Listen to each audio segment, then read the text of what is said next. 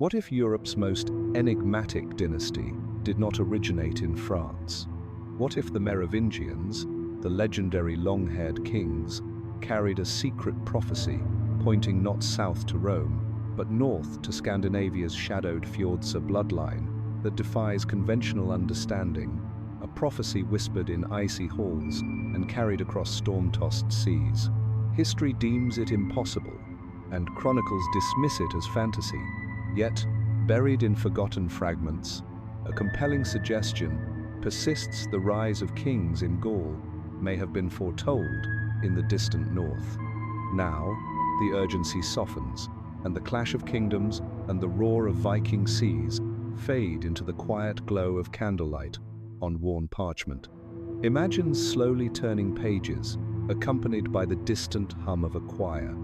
There is no rush, only the gentle unfolding of a story that has awaited retelling for centuries. You may know the Merovingians as the rulers who dominated Gaul before the Carolingians seized power, or as the half-legendary long-haired kings whose origins are obscured by tales of sea creatures and saints. To many, they are a mere footnote, a dynasty eclipsed by Charlemagne's brilliance. However, to those who examine history's margins, they represent something more profound. A dynasty shrouded in whispers, rumored to guard a bloodline too sacred or too dangerous to be allowed to endure. Yet, the intriguing aspect that draws us here tonight lies not in their decline, but in their genesis. Fragile, half-hidden threads lead far from the valleys of the Rhine or the courts of Paris. These threads drift northward toward the cold landscapes of sagas and runestones, toward Scandinavia, toward a prophecy that may have foretold the rise of kings, not from Rome's collapse, but from the sea-bound mysteries of the north. Our journey commences where myth converges with documented history, where efforts have been made to erase inconvenient clues. We will proceed deliberately, illuminating each fragment candle by candle, for only through meticulous detail does the complete pattern emerge. Therefore, relax and allow the shadows to gather. It begins, as many strange narratives do, with a silent C-note, an absence of detail, but a deliberate avoidance. When perusing the early Frankish chronicles, the grand Latin accounts of Clovis and his predecessors, one anticipates the customary litany of noble descent, pious conversion, and imperial conquest. However, interspersed within these formal narratives are hints of something distinct, something neither Roman nor Gothic. It is foreign, unfamiliar, and subtly northern. Peculiar absences become noticeable. Merovec, the semi-legendary progenitor of the Merovingians, is mentioned with fanfare, yet curiously remains unexplained. His name is offered, his status affirmed, but no one seems eager to trace his lineage further back. It is as if history itself, upon glancing at his parents, chose to avert its gaze. One of the earliest sources, the Chronicle of Fredegar, presents a peculiar tale. It recounts Merovec's mother bathing in the sea, being approached, perhaps seduced, perhaps attacked by a mysterious creature from the water. Some interpret the creature as a sea monster, others as a symbolic vision. Fredegar, with a shrug befitting an overworked monk, simply states that no one knows whether Merovec's father was King Clodio or something else entirely. It is a strange detail to preserve, and stranger still to present without judgment. One might wonder why it was included at all, unless, of course, it was too important to omit or too widely known to conceal. Yet, these strange currents ripple not only in Fredegar's account. In the anonymous Liber Historiae Francorum, an early 8th century text, the tone is more ceremonial and sanitized, but the oddity persists. Merovec is inserted into the narrative almost as a placeholder, present but not fully integrated. His birth remains unexplained, his nature still marked as exceptional, and in surrounding passages, certain foreign names appear in passing place, names not entirely local, names that, with a slight stretch, could be interpreted as echoes from the North Sea. At this juncture, most scholars typically disengage. A fanciful birth story, vague mentions of unknown lands, and genealogical gaps are, after all, not uncommon in early medieval history. However, a different kind of whisper then surfaces, not from the texts themselves, but from their silences. Several Merovingian-era documents, letters, charters, and church records refer back to an ancestral bond with the sea.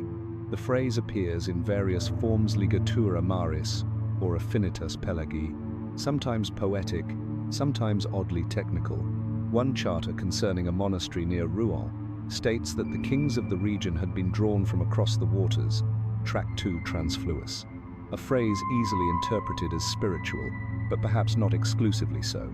Now, one pauses, because Rouen is situated along the Seine. While it later became a significant Norse hub during the Viking Age, this document predates those raids by nearly 2 centuries. It is as if the concept of kings originating from the sea had already been established long before the sails of dragon ships appeared on the horizon. Could this be a coincidence? Very possibly. Could it be retroactive imagination? Certainly. But what if it represents something else? What if it is an unwanted, inconvenient memory preserved within the delicate fissures of the parchment? Here, the intriguing aspects truly begin. In 1954, a little-known antiquarian named Ernst Halvard compiled a comparison of Carolingian and Merovingian documents for a regional archive in eastern France. He was not a celebrated scholar, and his publication did not reverberate globally.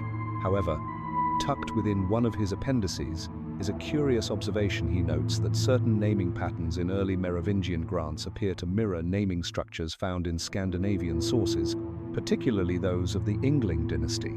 This connection was neither explored, footnoted, nor even emphasized. It was merely a footnote in a document few people consulted. Yet, once observed, it is difficult to disregard. Names such as Clodio and Marovec bear linguistic resemblance not to Latin roots, but to older Germanic and possibly Nordic constructs. The practice of compound naming, combining elements like mare, possibly sea, and v, warrior or fight, was far more prevalent in the north. The suggestion is faint but persistent, like a smudge on a map that resists erasure. Once one begins comparing Frankish chronicle language to Old Norse prose, even stranger coincidences emerge. Phrases such as "born of the water" appear in both, as do royal epithets involving the sea, mist, and the distant horizon. Now, before enthusiasm escalates, it is important to acknowledge the obvious early medieval Europe was replete with poetic metaphor. Water births, sea visions, and divine lineages were literary tropes as much as they were actual tales. However, the question is not whether these were symbolic, but why certain symbols seem to cluster exclusively around one dynasty. The Carolingians, for instance, were fundamentally pragmatic, devoid of sea beasts or murky bloodlines, relying instead on strong men with formidable swords. The Merovingians, by contrast, seem enveloped in fog, surrounded by sea foam and secrets, almost as if they were safeguarding a story they could not explicitly articulate. Thus, we return to Fredegar, to his casual mention of a beast, a queen, and a child of uncertain parentage. This time, we interpret it not as myth, but as a clue, because that description bears a striking resemblance to certain Scandinavian tales where royal lineages are born from unions between mortal women and supernatural sea dwellers. One such story, embedded in the Leversu Norigre Bigthist, describes a coastal woman encountering a sea king in the form of a creature, resulting in a child with an unusual destiny. The tale is subsequently sanitized, reinterpreted, and Christianized, but the motif endures. Could Marovec be Europe's version of that sea child? Could his story have migrated south long before Viking raids made such movements commonplace? Or, more provocatively, could the Merovingians have carried the story with them, not as invaders, but as the quiet fulfillment of a northern prophecy? And here lies our open question. If the Merovingian origin story was genuinely rooted in a Scandinavian tradition, why would that connection be erased? Why would later chroniclers choose to preserve only the mythic elements and bury the geographic ones? Perhaps the association was politically inconvenient, or perhaps the prophecy was never intended for public knowledge. Consequently, the chronicles whisper, not loudly enough to scream a conclusion, but just sufficiently to suggest a shape behind the curtain, a bloodline enshrouded in mist, a history that faintly smells of salt. If the early Frankish chronicles murmured about origins, then it is in the fragile fragments of forgotten parchment and second-hand retellings that the idea of a prophecy begins to materialize. Prophecy not rooted in the Roman world or the Latin Church, but one inextricably linked to the stormy coastlines and ancient ruins of the far north. Here, in the shadows between legend and literature, we encounter the first true suggestion that the Merovingian line might not merely be ancient, but also foreseen. The fragment in question comprises barely a paragraph. It survives not in a Scandinavian archive or a monastery library, but as a scribbled marginal note in a Carolingian-era copy of Bede's treatise on timekeeping, De Temporum Rationae. Tucked beside a discussion of eclipses and royal star signs is a note in a different hand, different ink, and a different voice. It states, in loose translation, "The line shall rise from beyond the whale's path. When the seventh wave breaks, the hair-crowned shall walk among southern thrones." There is no explanation, no citation, merely a line that sounds less like astronomy and more like myth. The phrase "beyond the whale's path" is a poetic Norse reference to the open sea. The term hair-crowned immediately evokes the Merovingians, whose sacred long hair was more than a style. It was a mark of divine appointment. This was no coincidence. Someone, at some point, had reason to record this, and to record it precisely there. The identity of the note's author remains unknown, but Bede himself maintained correspondence throughout northern Europe. One of his letters, addressed to a monk in Jarrow, references travelers who spoke of prophecies carried on ice winds. It is vague and cryptic, yet it reinforces the notion that whispers of destiny emanated from the north, and these were taken seriously enough to be recorded in ecclesiastical margins. Of course, some might argue this is entirely metaphor, and they would not be incorrect. Medieval scribes possessed a proclivity for the poetic. However, symbols do not emerge from a vacuum. If multiple phrases across languages and geographies converge upon the same imagery, the sea, the north, the long-haired kingsit suggests a foundational myth older than the pages themselves. And that route might extend into Old Norse literature. A particular Icelandic poem, the Völuspá, speaks of a world cycle governed by waves and warfare, culminating in the rise of a lineage marked by shining hair and seaborne judgment. The poem does not explicitly name this lineage or locate them in Gaul.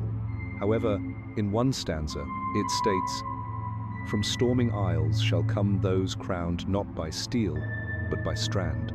They shall not rule the north, but change the south." Now, if this seems a little too direct, you are not alone. Many scholars dismiss such parallels as retroactive fantasy, shaped by 19th century Romanticism. Nevertheless, the texts are authentic, the phrasing uncannily aligned, and the traditions predate any modern interpretation. The challenge is not that the prophecy is too vague, but that it is too consistent across multiple sources. Even beyond textual traditions, oral culture in Scandinavia preserved legends of southern sons, men born of the north, destined to journey into foreign kingdoms and alter their fates. One Danish folktale recounts a boy born on the sea, whose golden hair grew longer with every truth he spoke. He is eventually adopted by a southern king, and his name becomes synonymous with blessing in a language not his own. There is no definitive link to Merovec, but again, the overarching pattern emerges. Curiously, the one place where this prophecy seems to have completely disappeared is within the official Merovingian record. There is no self-mention, no claim of divine northern origin, no embrace of a foretold destiny. Yet, perhaps that itself is telling. Perhaps the prophecy was not intended to be fulfilled through proclamation, but through bloodline alone, a private truth, not a public banner. And yet, even the Carolingians appear to have encountered it. In a 9th century treatise from the court of Charles the Bald, a curious theological argument is presented. It warns against prophecies of foreign birth, especially those that dress kings in windswept hair and foreign stars. The text, anonymous but clearly defensive, seems deeply uncomfortable with the notion that any authority could originate from outside the Latin world. It does not name the Merovingians, but who else could it signify? All of this leaves us with a puzzle. Why would such a prophecy, if it existed, not be embraced as legitimizing? After all, kings desire nothing more than divine endorsement. But in this instance, perhaps the source of the prophecy was considered unclean or unorthodox. The early church diligently sought to shape royal legitimacy into something Christian, Roman, and obedient. A prophecy from cold, pagan, sea-bound lands might not have aligned with this objective. In fact, it might have been a liability. This leads us back to the most peculiar feature of the Merovingians: their reluctance to narrate their own story. Most royal houses glorify their ancestors. They commission elaborate genealogies, fabricate myths of descent from gods or emperors, and order tapestries to immortalize their lines. But the Merovingians left gaps. Maravech emerges from the waves, Clodio fades into obscurity, and the space between them is filled with speculation, not certainty. Is it possible that this gap was intentional? That the story they wished to tell of a northern origin, of a prophecy fulfilled, was too dangerous to declare openly, or perhaps too sacred to expose to political scrutiny? Either way, the silence resonates, and that scrap in Bede's manuscript, curious, unlabeled, and potentially prophetic now, hangs over the rest of our investigation like a cold northern wind. Thus, we press forward, not into certainty, but into suggestion. The prophecy, if it ever existed in its entirety, has been scattered across centuries, hidden in margins, embedded in folklore, and echoed in poetry. It is the kind of evidence that historians often dismiss and novelists adore. Yet, in our narrative, it serves as the binding thread. Next, we turn to the central figure of it all, the founder born not of lineage, but of legend, Merovech, child of the sea, or of something else entirely. If one were to select a single figure as the keystone of the Merovingian enigma, it would undoubtedly be Merovech himself, a name that flickers in and out of clarity, enveloped by legends too peculiar to ignore, yet too vague to confirm. He is not a historical figure in the traditional sense, lacking solid birth records or imperial census entries. He is a presence, a myth, a form emerging from the sea, and perhaps that is precisely the point. In the Frankish annals, Merovech is credited as the founder of the dynasty that would dominate Gaul for nearly 3 centuries. However, unlike most dynastic founders, he arrives without a clear origin. He is not verifiably the son of Clodio, nor is he directly linked to any predecessor whose reign might establish continuity. His story emerges instead from the pages of Fredegar, who, as you may recall, offered that ambiguous account of Merovech's mother bathing in the sea and encountering a strange creature. Whether beast, god, or something in between, the creature impregnates her, and the resulting child is marked not by deformity or divine signs, but by destiny. Merovech is said to have possessed unusual wisdom, uncanny authority, and, most tellingly, the sacred hair that would become the symbol of the Merovingian right to rule. This hair was not merely cosmetic. In Merovingian culture, severing a king's hair was tantamount to dethronement. The long hair symbolized sacred continuity, untouched, unbroken, and in some ways, otherworldly, prompting one to question why his hair held such profound significance, unless it was already understood as something not entirely human. If this tale is viewed through a modern lens, one might lean toward metaphor, the sea beast as a symbol for the unknown, the pregnancy as a parable. However, that explanation falters when examining comparative mythology, particularly in the north. Scandinavian sagas abound with tales of sea kings, born from unions between mortal women and creatures of the deep. These were not romanticized fairy tales, they were foundational lineages. Some Norse rulers claimed descent from beings who emerged from the sea foam, who briefly assumed human form, and whose children bore gifts or curses unknown to ordinary individuals. A particularly eerie tale from the Flateyjarbók, an Icelandic collection of royal genealogies, recounts a sea woman with eyes like glass who fathered a son with a chieftain's wife. The child was said to have hair that could not be tangled and eyes that never closed. He was considered blessed by some, cursed by others, and his lineage would eventually merge with the courts of foreign kings. Again, there is no direct mention of Merovech, yet the motif recurs with unsettling consistency. One might ask, why would the Merovingians adopt such a myth if it were not true? Why not invent a more respectable origin, say, a Roman general or a Gothic warlord? Why cling to a tale so overtly bizarre? Unless, of course, the story was not invented, but remembered. Now, here is where matters become slightly inconvenient for skeptics. Several early Christian bishops, writing from the Merovingian territories, went out of their way to condemn false legends of sea-born lords. One even remarked that some men, drunk on the salt air of paganism, would crown sons of monsters as kings. This is not language one invents unless there is a rumor worth suppressing. It suggests that the story possessed traction, not as fantasy, but as memory. This brings us to a quiet yet potent inscription found in a church foundation stone in coastal Flanders. The stone, dated to the late 6th century, bears a Latin phrase, natus ex fluctuosis regnum condit. Born from the waves, he founded a kingdom. There is no name attached, no attribution, but the timing and location are impossible to disregard.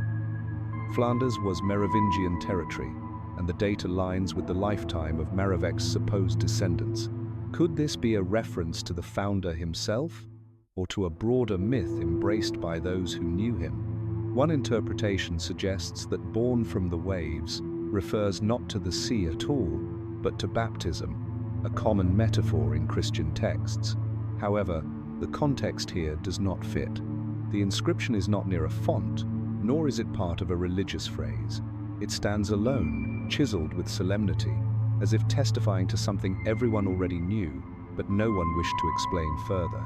This duality of being sacred yet strange pervades all accounts of Merovech. He is accepted as king, his line revered, but his origin is always kept at a distant scene of a denied, never embraced, simply left there like a faint ripple on the surface of a very deep sea. It would be easy to conclude there, to say, mythology, poetic license, and move on. But a recent re-evaluation of Merovingian burial practices complicates the matter. In several royal graves, most notably at the site of Childeric I, Merovech's son, archaeologists discovered Marin-themed artifacts buried alongside more standard regalia, a fish-shaped fibula, a blade etched with wave motifs, a silver ring bearing what some believe to be the depiction of a sea serpent. These could be decorative flourishes, or they could be quiet acknowledgements of a legacy whispered in death that could not be proclaimed in life. And then there is the matter of the hair, again sacred, untouched, and reportedly blonde as the northern sun, according to one 9th century ecclesiastical poem. Blonde hair was not common among the Romanized Franks, but it was a defining characteristic among many Scandinavian clans. If true, and if hereditary, then the Merovingians carried not just a symbol, but a marker, a visible thread back to northern ancestry. Here is where the debate becomes open-ended. Was Merovech a real man, a myth layered over an existing warlord, a semi-divine invention to justify rule, or was he all of these, a real person whose origin was veiled by ritual, preserved in half-truths, and remembered only through the most symbolic language available? Perhaps the answer lies not in whether the sea beast was real, but in what the story sought to protect. The idea that Merovech came from the sea, whether literally, metaphorically, or ancestrally, served a purpose. It marked him as different, set apart, unnatural in a world that valued established bloodlines. And if, as the prophecy implies, the line was always destined to rise from the waves, then Merovech's strange birth was not a myth to be concealed, it was the first step in its fulfillment. And so, we drift onward, not towards certainty, but deeper into the mist. From mythic origins, we now turn to maritime truths. Because if a bloodline was carried south from the north, it would have come not over land, but by sea. If Merovech's origins were not planted in the soil of Gaul, then we must look to the water, to the paths that flow like veins across northern Europe, carrying not only stories but perhaps something far more enduring: blood. The Franks were geographically a river people, their domains straddling the Rhine, the Seine, the Meuse. But before them came others, who understood the sea not as a barrier, but as a corridor. And if there was a prophecy from the north, if there was a lineage that made its way south in flesh and myth, then it would have traveled by ship, silent, patient, and unstoppable. Modern maps deceive us, presenting countries, borders, and roads. But in Merovingian times, these held less significance. What mattered were rivers that fed into seas, and seas that linked kingdoms. The North Sea, now often an afterthought, was once the very heart of cultural transmission. From the fjords of western Norway to the flat shores of Flanders, it was no more a dividing line than the spine divides the body. It connected the Danish Isles to the Thames to the Scheldt, and the Scheldt to the Seine. A vessel could pass quietly from Scandinavia into the very heart of Frankish territory without ever traversing Roman roads. This is not mere speculation. Archaeological finds along these routes confirm that northern traders and warriors were frequent travelers long before the official Viking Age. As early as the 4th century, amber from Jutland has been discovered in Merovingian graves. More intriguingly, a hoard found near Utrecht contained Scandinavian-style jewelry alongside Frankish military gear dated a century before the raids traditionally associated with Norse expansion. Someone was making the journey, and they were not arriving empty-handed. We often speak of raiders and kings, but perhaps more consequential were the marriages. Women, often unrecorded in chronicles, moved across waters as diplomatic gifts, as captured brides, as willing migrants. Genetic studies of skeletal remains in northern France reveal mitochondrial markers more commonly found in Baltic and Scandinavian populations. It is not definitive proof of a royal connection, but it does suggest a quieter kind of conquest, one carried in the womb. Now, recall that sea travel in the pre-Viking era was not only possible but efficient. The clinker-built boats of the early North, long before they acquired dragonheads, were already capable of navigating both rivers and waves. They were not the grand longships of later sagas, but they were sleek, fast, and resilient. And among the many people utilizing them were the so-called Saxons northern tribes, who themselves acted as intermediaries between Scandinavia and the continent. The Saxon shoreline, particularly around the Elbe and Weser rivers, served as a cultural filter.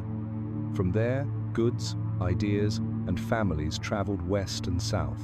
By the time of Clodio, Meroving's supposed father or contemporary, there is evidence that elite Saxon families had settled in northern Gaul.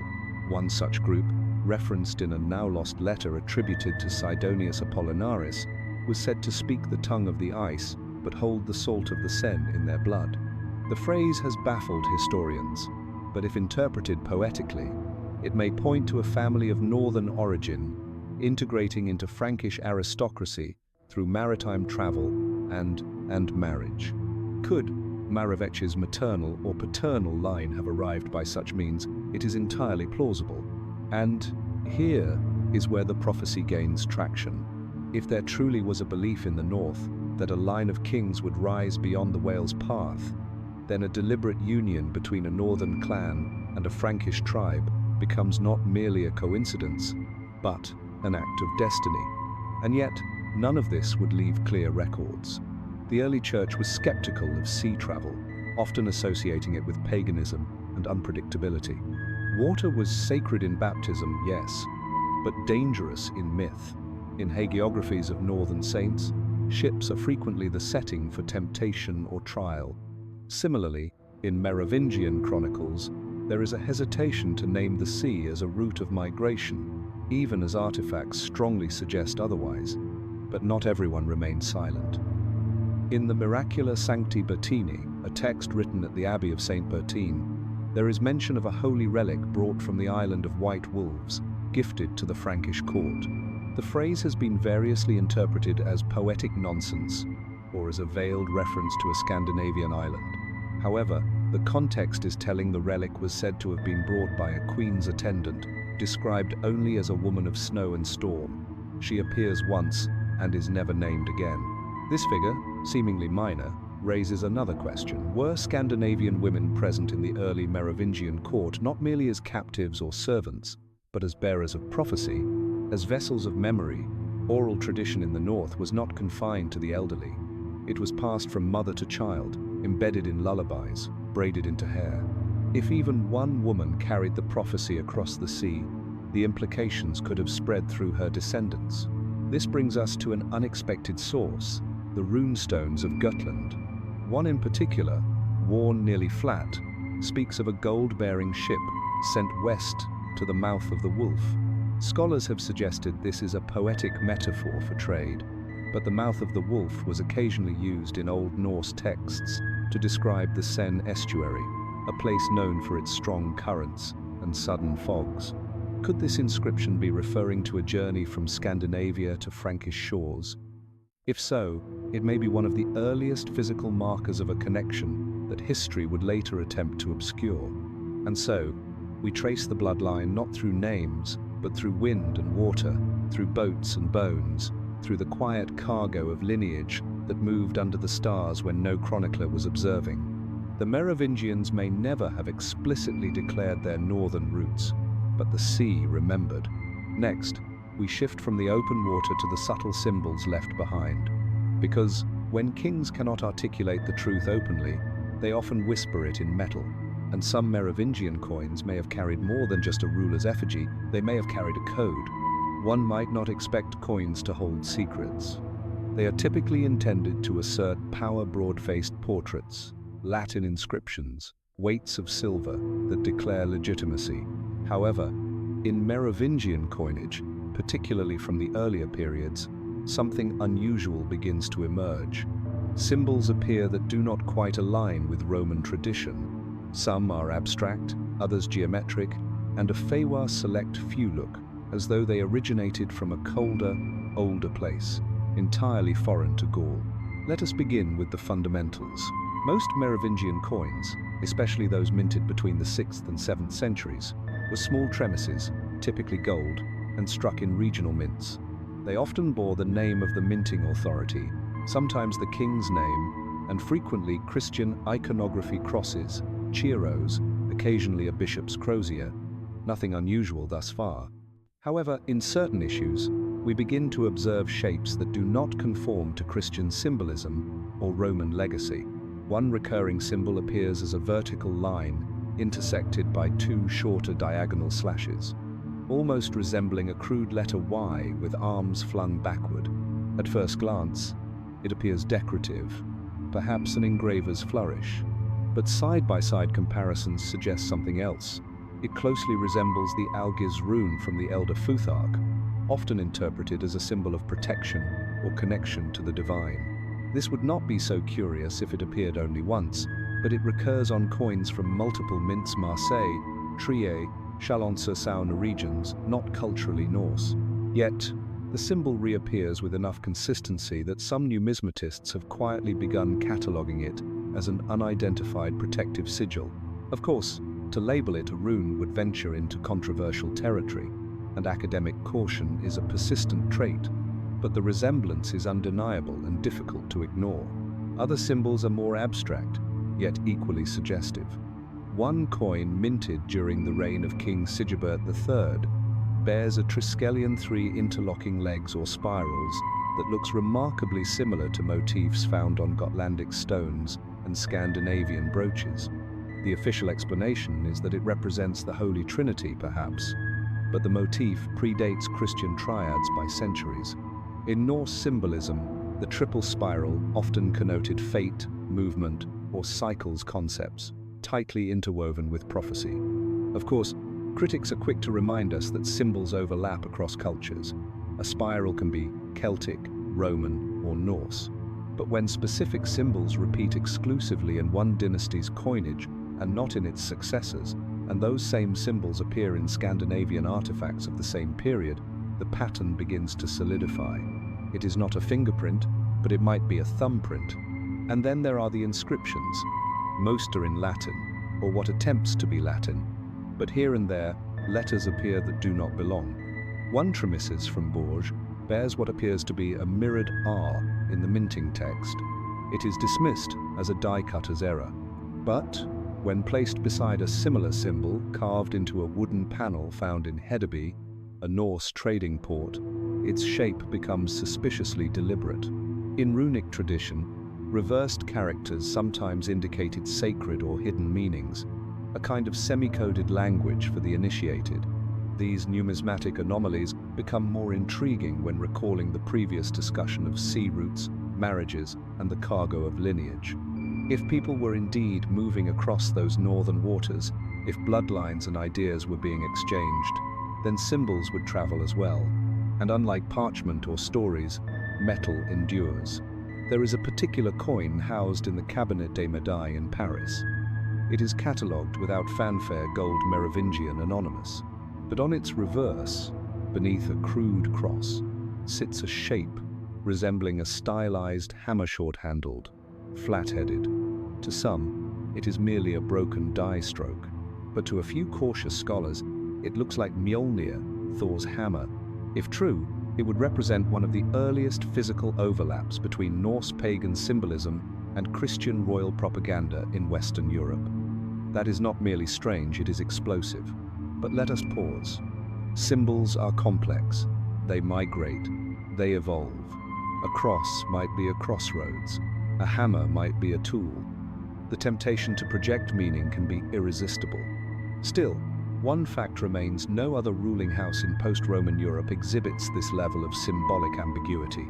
The Visigoths were fierce but formulaic. The Ostrogoths clung to Roman grandeur. Even the Carolingians, who emerged from the same soil as the Merovingians, minted coins that were aggressively orthodox. It is the Merovingians alone who flirt with the esoteric.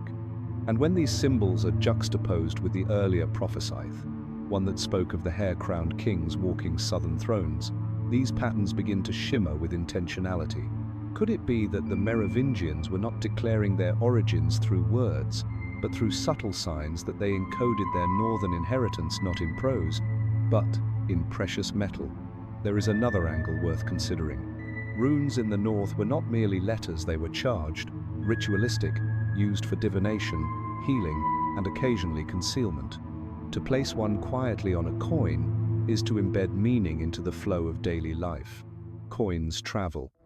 They cross hands, towns, generations. They outlive dynasties.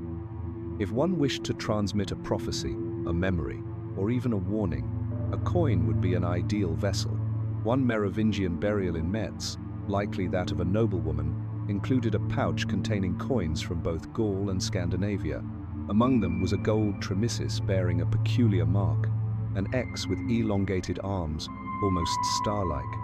Nearby, carved into her comb, was the same mark, scratched in haste, or perhaps with ritual care.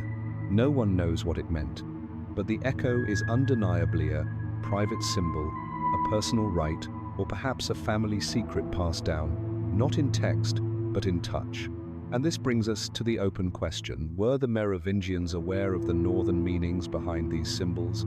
Were they preserving them intentionally, or had the signs become so ingrained, so ancestral, that they lingered out of habit? It is difficult to say, but the cumulative evidence across coins, graves, and artifacts suggests something more than accident. As always, history resists certainty, but the feeling persists: someone was attempting to communicate something quietly through shape, metal, and runenot, loudly enough to incur punishment, but just clearly enough to be heard. And so, we turn from the glittering surfaces of coinage to something even more intimate: customs of the body. Because for the Merovingians, the most powerful symbol of all was not stamped in gold. It grew from their heads and fell past their shoulders: the sacred hair. Hair is not typically meant to rule kingdoms, and yet, with the Merovingians, it did. Their authority was not merely hereditary or military, it was visual, visceral, and quite literally tangible. Their long, flowing hair became a political organ in its own right-own that conferred legitimacy, inspired awe, and, in the wrong hands, triggered downfall. But why hair?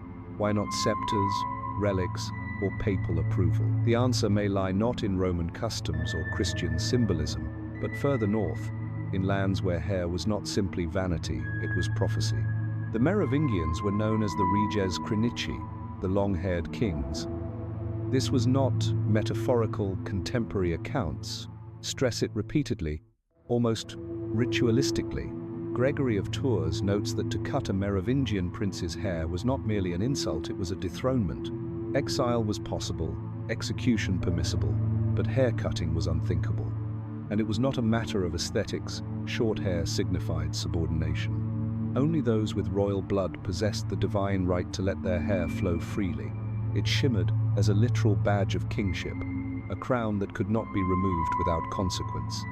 The Church attempted gently to Christianize this obsession. Commentators insisted that the hair was a Samson-like marker of strength, but even they seemed perplexed about its profound significance. Samson, after all, lost his power only after betrayal. The Merovingians lost theirs if someone merely hinted at scissors. Some scholars believe this hair cult was a vestige of Germanic tribal traditions. That may be partially true, but it does not explain the deeper connections or why a similar reverence for hair appears in pre-Christian Scandinavia, often with eerily parallel overtones. Among early Norse peoples, hair held deep symbolic value. Warriors were often known by hair epithets half-fagri, fair-haired, routher, red-haired, scally, bald. But beyond nicknames, long hair was intricately linked to fate, strength, and lineage. A chieftain's heir would not cut his hair until he achieved his first victory. Certain cultic rites required unshorn participants. Most striking of all, in some sagas, a prophetic child is recognized by the glow or length of their hair, sometimes even before they can speak. In Hervaras saga, a young boy with waist-length golden hair is prophesied to rule distant lands. In Ynglingatal, the ancestors of Sweden's earliest kings are described as hair touched by the gods. In these traditions, hair is not mere decoration, it is a living sigil, a link to the divine. And the longer it flows, the closer to destiny its bearer becomes. Now pause. Strip away the dates, names, and languages. And what remains? A sacred bloodline, a fixation on long, untouched hair, a belief that its removal nullifies divine right. Whether in Gaul or in Gutland, it is the same form, the same enchantment spoken in different tongues. One could argue, of course, that these are coincidental cultures often develop symbolic relationships with the body.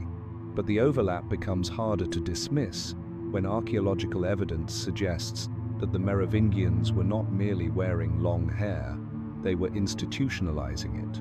In several royal graves, combs of remarkable craftsmanship have been found alongside grooming tools made not of local horn or ivory, but of imported Baltic amber. This was not casual maintenance, it was ritual care, a portable altar for the hair that ruled. In a tomb attributed to Queen Arnegunde near St. Denis, the combs are arranged in a triangle, a position suggestive of ritual use rather than mere hygiene. And nearby, a plaque bears an inscription, now partially faded. The surviving words include Crinis Regis Sanctusta, sacred hair of the king. The rest is lost to time, but the intent lingers.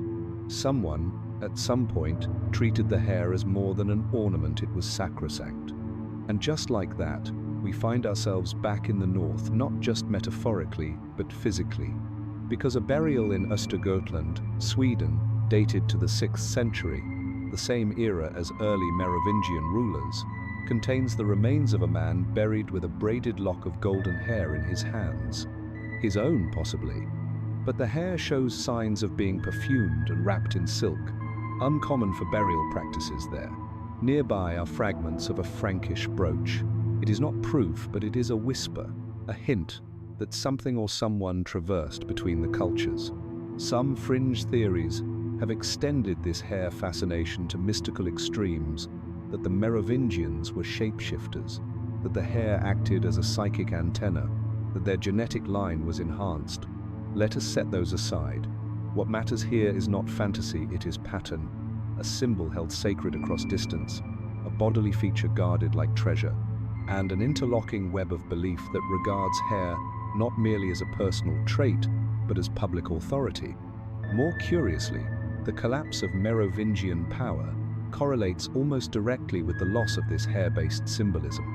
When the Carolingians assumed control, they did so with hair cropped short and power centralized. Charles Martel, Pepin the Short, Charlemagne Inon bore the sacred tresses. Instead, they wielded papal approval and battlefield victory.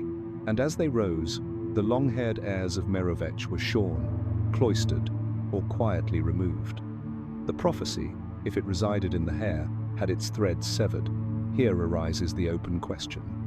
Was the Merovingian obsession with hair a homegrown tradition or a carryover from the north? If it was imported, did it arrive with deeper beliefs, a prophecy, a code, a sacred ritual understood only by the bloodline, or was the reverence for hair simply the last surviving artifact of an older truth, already lost to memory? There is no firm answer, but the weight of similarity between Merovingian and Viking-era hair customs is more than poetic. It suggests a shared ritual grammar, a common inheritance, something transmitted not through texts, but through touch, mother to child, court to court, comb to comb. And so, from the head, we descend to the earth. Because the things a king carries with him in life may be symbols, but the things buried with him in death, those speak to truth. And in the graves of the Merovingians, we find rites that do not quite match the Rome they claimed, but echo another tradition entirely. They say that in death, all kings are equal, but Merovingian graves would beg to differ. There is something decidedly unusual about how these monarchs were interred, something that refuses to align with the expectations of a Christianized, Romanized dynasty, and that something, once examined closely, begins to echo a tradition found far from the cathedrals of Gaul, not in the tombs of Latin bishops or Carolingian emperors, but in the burial mounds of the pagan north. Let us begin with the tomb of Childeric I, perhaps the most renowned of Merovingian burials. Discovered in 1653 beneath a modest house in Tournai, the grave was a treasure trove of iconography, regalia, and perplexing details. Alongside his weapons and jewelry were hundreds of tiny golden bee symbols, no one entirely understands, but which later so fascinated Napoleon that he adopted them as his own emblem. Bees, of course, possess many symbolic associations: resurrection, royalty, divine order. But here, scattered across a king's remains, they suggest something more ritualistic, possibly apotropaic, possibly ancestral. And then there is the horse. Buried with Childeric was a full set of equestrian gear bits, stirrups, and weapons, meant not for practical warfare, but for readiness in the afterlife. Roman generals were buried with standards, Christian saints with relics. But horses, that is something else entirely. In Scandinavian burial traditions, especially in the Vendel and early Viking periods, horse burials were customary for nobility. The animal was not merely transportation, it was a spiritual companion, a guide into the realm beyond. Finding echoes of that in a Merovingian tomb is more than coincidence, it is cultural resonance. And it does not stop there. The layout of the grave itself elongated, oriented toward the northwest, with offerings placed not at the feet or head, but in deliberate arcs matches several elite Scandinavian burial mounds found in Sweden and Denmark.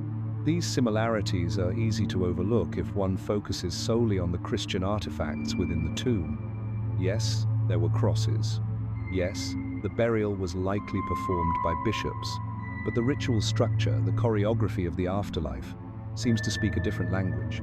More compelling still is the burial of the Merovingian queen mentioned earlier, Arnegunda. Her grave, unearthed at the Basilica of Saint-Denis, offers a quiet contradiction. Though entombed in Christian ground, her burial contains a mixture of Roman, Frankish, and decidedly foreign elements. Among them, a pendant in the shape of a ship, small, silver, and inscribed with wave-like patterns. The item was initially dismissed as merely decorative, but ship pendants, particularly with curled hulls and central masts, are a hallmark of Scandinavian funerary practice. found frequently in women's graves across the Baltic. They represented the journey, not just the destination, not a cross for salvation, but a boat for passage. In another royal grave near Cologne, the skeletal remains of a man believed to be of noble rank were found surrounded by imported Scandinavian amber and, curiously, a pouch containing iron nails arranged in a triangle. The formation is unknown in Frankish burial traditions, but it closely mirrors protective charms found in Gotland burials, where nails were used to bind the dead to peace, preventing restless spirits. To find such a rite practiced in Merovingian territory is unsettling. It suggests not just cultural borrowing, but continuity. Someone brought this knowledge with them, and someone preserved it. And yet, despite these signs, the official record remains quiet. Ecclesiastical chroniclers praised Merovingian piety, emphasized their support of monasteries, and minimized any residual paganism. If questioned, the response was always the same. The kings had been baptized, their rules sanctified, their deaths appropriately Christian. Perhaps so, but culture is rarely a clean break. Even baptized kings carry the weight of ancestral memory, and memory has a way of infiltrating ceremony. Consider the funerary feasts. While no Merovingian text explicitly details the practice, letters from Gothic bishops hint at discomfort with certain excesses following royal deaths, feast days that devolved into drunken songs, mourning that looked suspiciously like revelry. One even refers to wild hair and wolfish howls, suggesting lamentations that went beyond Latin hymnody. These descriptions, though sparse, align with pre-Christian northern funerary customs, where death was as much celebration as sorrow, and the border between worlds was crossed with sound, smoke, and sensory overwhelm. Now step back. We have ship pendants, amber charms, triangular nail spells, horses, bees, wild lamentations. None of these alone confirm a Scandinavian connection. But collectively, they achieve something more important. They break the pattern. They make Merovingian burials the outliers they were never supposed to be. And in that disruption lies a story, which brings us back, however subtly, to the prophecy. If the Merovingians were born of a northern destiny, if their bloodline had roots in the fjords and runes and rituals of another world, then their burial rites, these secret send-offs, might be the last remaining space where truth survived. Because death has always been harder to censor than life. The living can be reshaped, their stories rewritten, but the dead, once buried, stubbornly cling to their secrets. And here lies the open question. Were these rites performed knowingly, as a nod to a hidden heritage? Or did they persist unconsciously, woven into the muscle memory of a long-suppressed culture? Did the queens and kings of the Merovingian court recognize these artifacts as pieces of a northern puzzle? Or were they simply repeating gestures passed down from ancestors they dared not name? We may never know. But the graves do not lie. They are quiet, yes, but not silent. They speak in the arrangement of combs, in the placement of ship pendants, in the forgotten bees pressed against old bones, and what they seem to say, whispered beneath layers of dust and doctrine, is this is the bloodline remembered, even if no one else did. From burial grounds and ritual shadows, we now ascend to the realm of story once more, because, among the many mysteries of the Merovingians, one tale stands out: a king who may have fled to the north, or perhaps returned there a missing monarch, an exile, or a secret reclaiming of ancestral ground. In most dynasties, a lost king becomes a problem. For the Merovingians, it became a legend. Dagobert, young, exiled, forgotten, then mysteriously returned. He was not supposed to survive, and yet, according to a trail of half-erased records, he did. What makes his story especially strange is not merely the exile itself, but where he was sent, because somewhere between the cloisters of Ireland and the shadows of the Rhineland, a theory emerges that Dagobert's path may have carried him further north than anyone dared commit to writing, perhaps not just into the Christian wilds, but into lands of prophecy and into the very heart of a forgotten bloodline's origin. Let us unravel what is known, or at least what survives.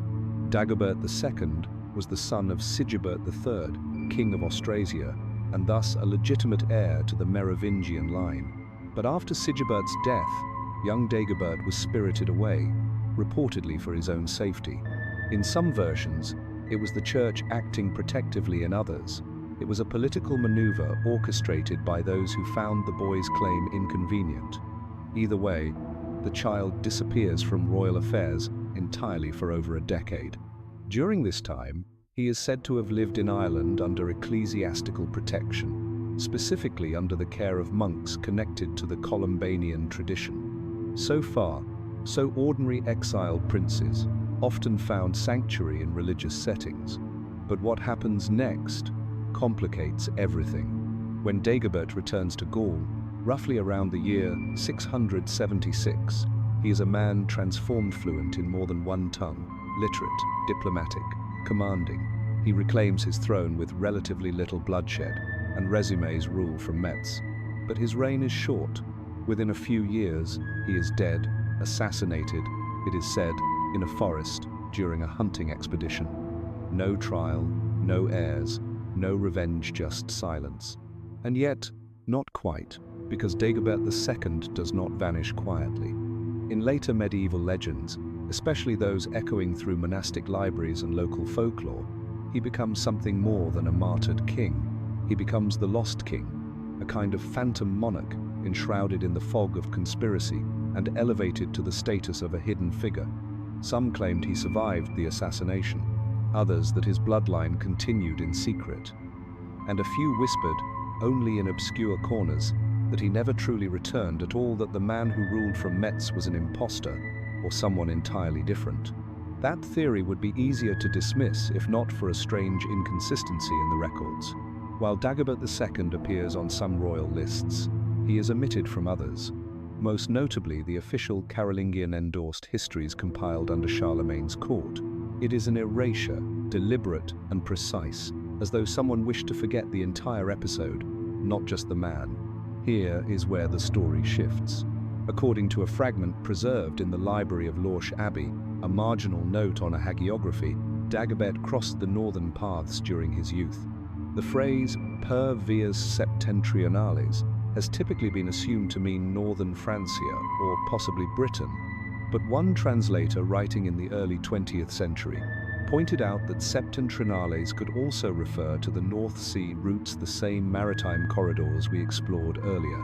Could Dagobert have travelled, or been taken, further than Ireland, to Denmark, to southern Sweden? It sounds improbable until one considers that the Columbanian monks with whom he resided were part of an expansive missionary network.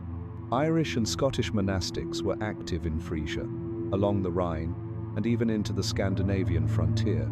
Their presence was not merely ecclesiastical, it was diplomatic. They acted as spiritual envoys between worlds, and they took their guests with them. We also possess a cryptic 7th century letter attributed to an abbot named Cummian, mentioning a royal youth of golden crest and Frankish tongue travelling with brothers to the edge of the whale furrow. That phrase, again, the whale's path, or whale roader, poetic euphemism for the northern sea, familiar from Norse verse. Could that royal youth have been Dagobert? And if so, why send him north? The answer, if one exists, may lie in what he represented.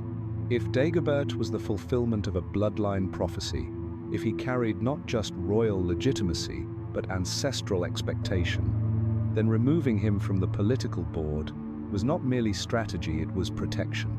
Perhaps for him, perhaps for what he might awaken. In one particularly bizarre legend from the Rhineland, Dagobert is said to have been guarded by the men of Frost and Firian, obvious metaphor. Yes, but also a striking match for northern imagery. One version of the tale concludes not with his death, but with his return across the sea to wait beneath a stone of ice until the line is called again. Sounds fanciful, almost Arthurian, but the motif of sleeping kings, hidden lines, and distant lands recurs often in cultures where a royal past has been obscured.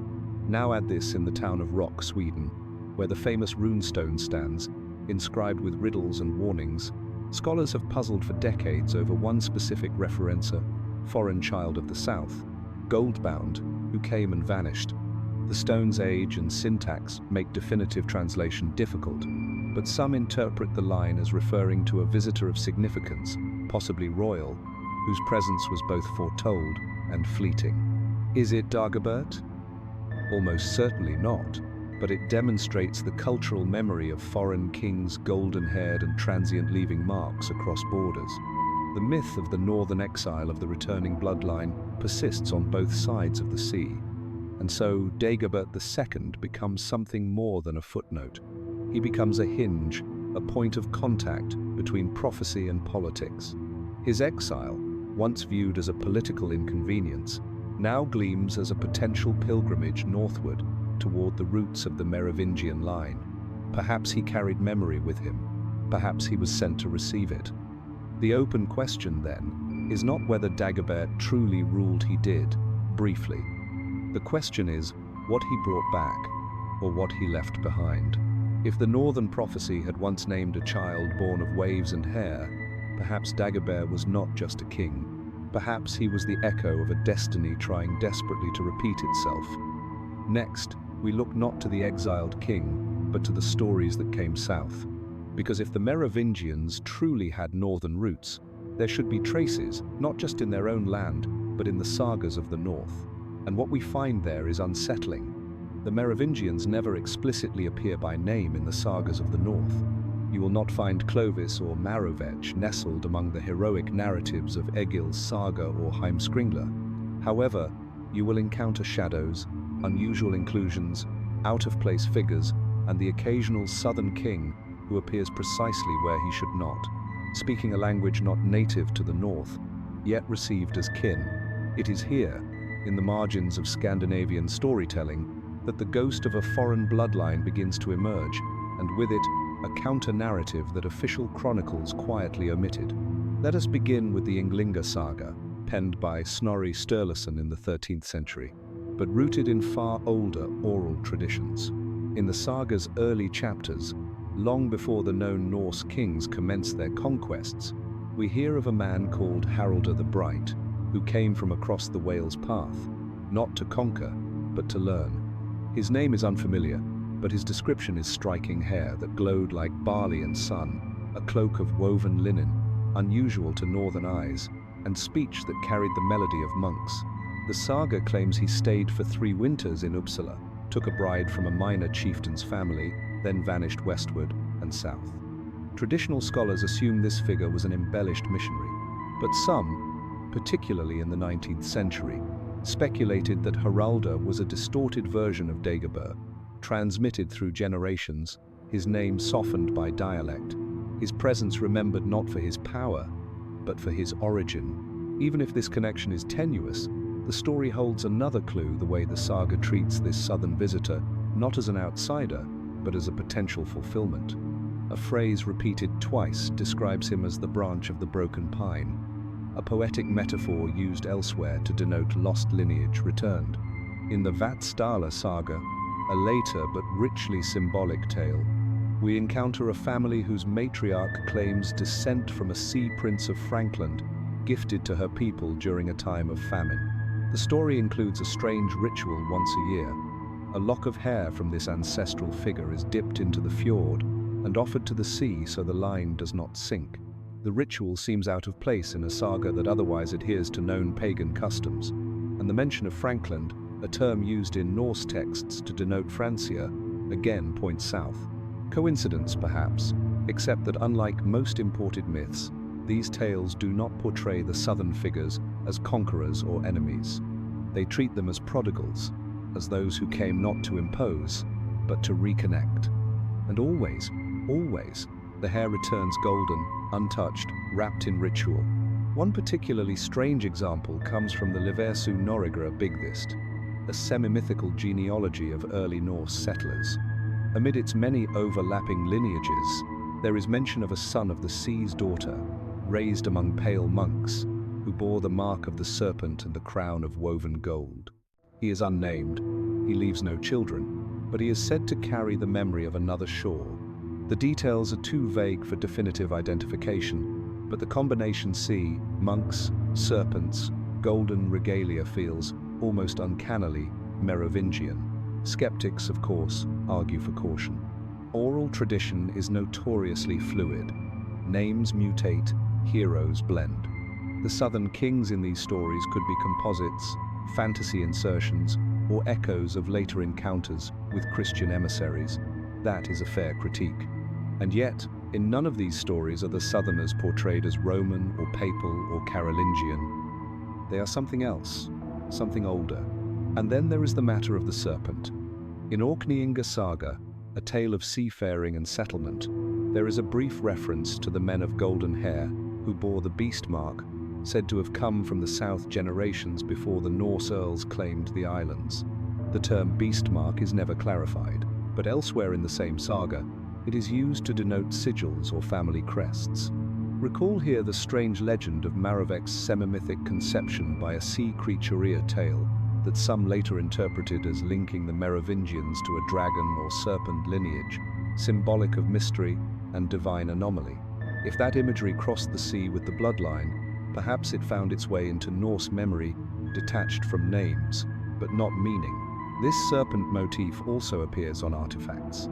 A silver torque found in a burial on the island of Bornholm features intertwined serpents surrounding a small stylized crown, not a typical Norse design. In fact, similar iconography has been found in Merovingian jewelry from the Rhineland. It is not proof, but it is another thread, another image moving quietly across waters. Here arises the central question: why would Norse stories preserve the memory of foreign kings at all, especially ones who left no empire, no conquest, no carved runestone? The answer might lie in the idea of prophecy. If there was a tradition, spoken or written, that kings would rise from the north and return to the south to fulfill a hidden destiny, then the memory of such travelers would be preserved, not because they ruled, but because they connected two broken halves of a story. It would be easy to dismiss these tales as just sagas being sagas, but even the sagas adhere to patterns. They praise warriors, they condemn oath-breakers.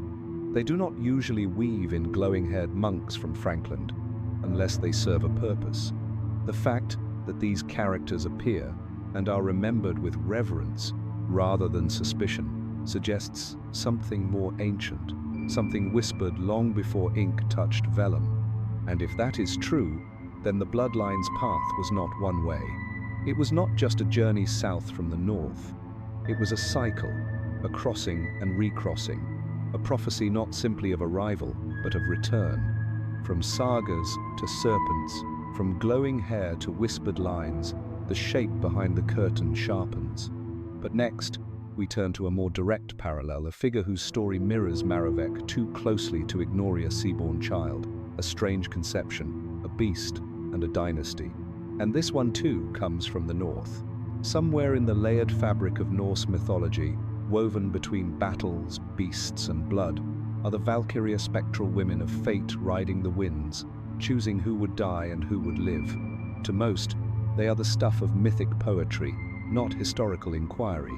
But hidden beneath their winged helmets and war cries is something softer, stranger, and perhaps far more relevant to the mystery of the Merovingian bloodline. Because not all Valkyries were harbingers of death. Some bore children, some whispered names of kings before they were born, and in at least one nearly forgotten poem, a Valkyrie is linked to a royal line in the south, a line she was foretold to protect. We begin with Grimnismal, a complex and fragmented set of Eddic verses. In it, a female figure, part seeress, part goddess, speaks to a young man on a journey, warning him that his fate lies not among the northern gods, but where rivers run backwards and the churches burn sweet smoke. Scholars have interpreted this as a metaphor for foreign lands, likely Christian southern Europe. But one line stands out: "You are born of the wave's edge, from a watcher who is not mortal." The identity of this watcher is never named, but the language closely resembles other descriptions of Valkyrie-like beings who dwell in liminal spaces between sea and sky, between life and prophecy. In Helgak Vioa Hundingsbana, another Eddic poem, the Valkyrie Sigrun bears a child to the hero Helgi.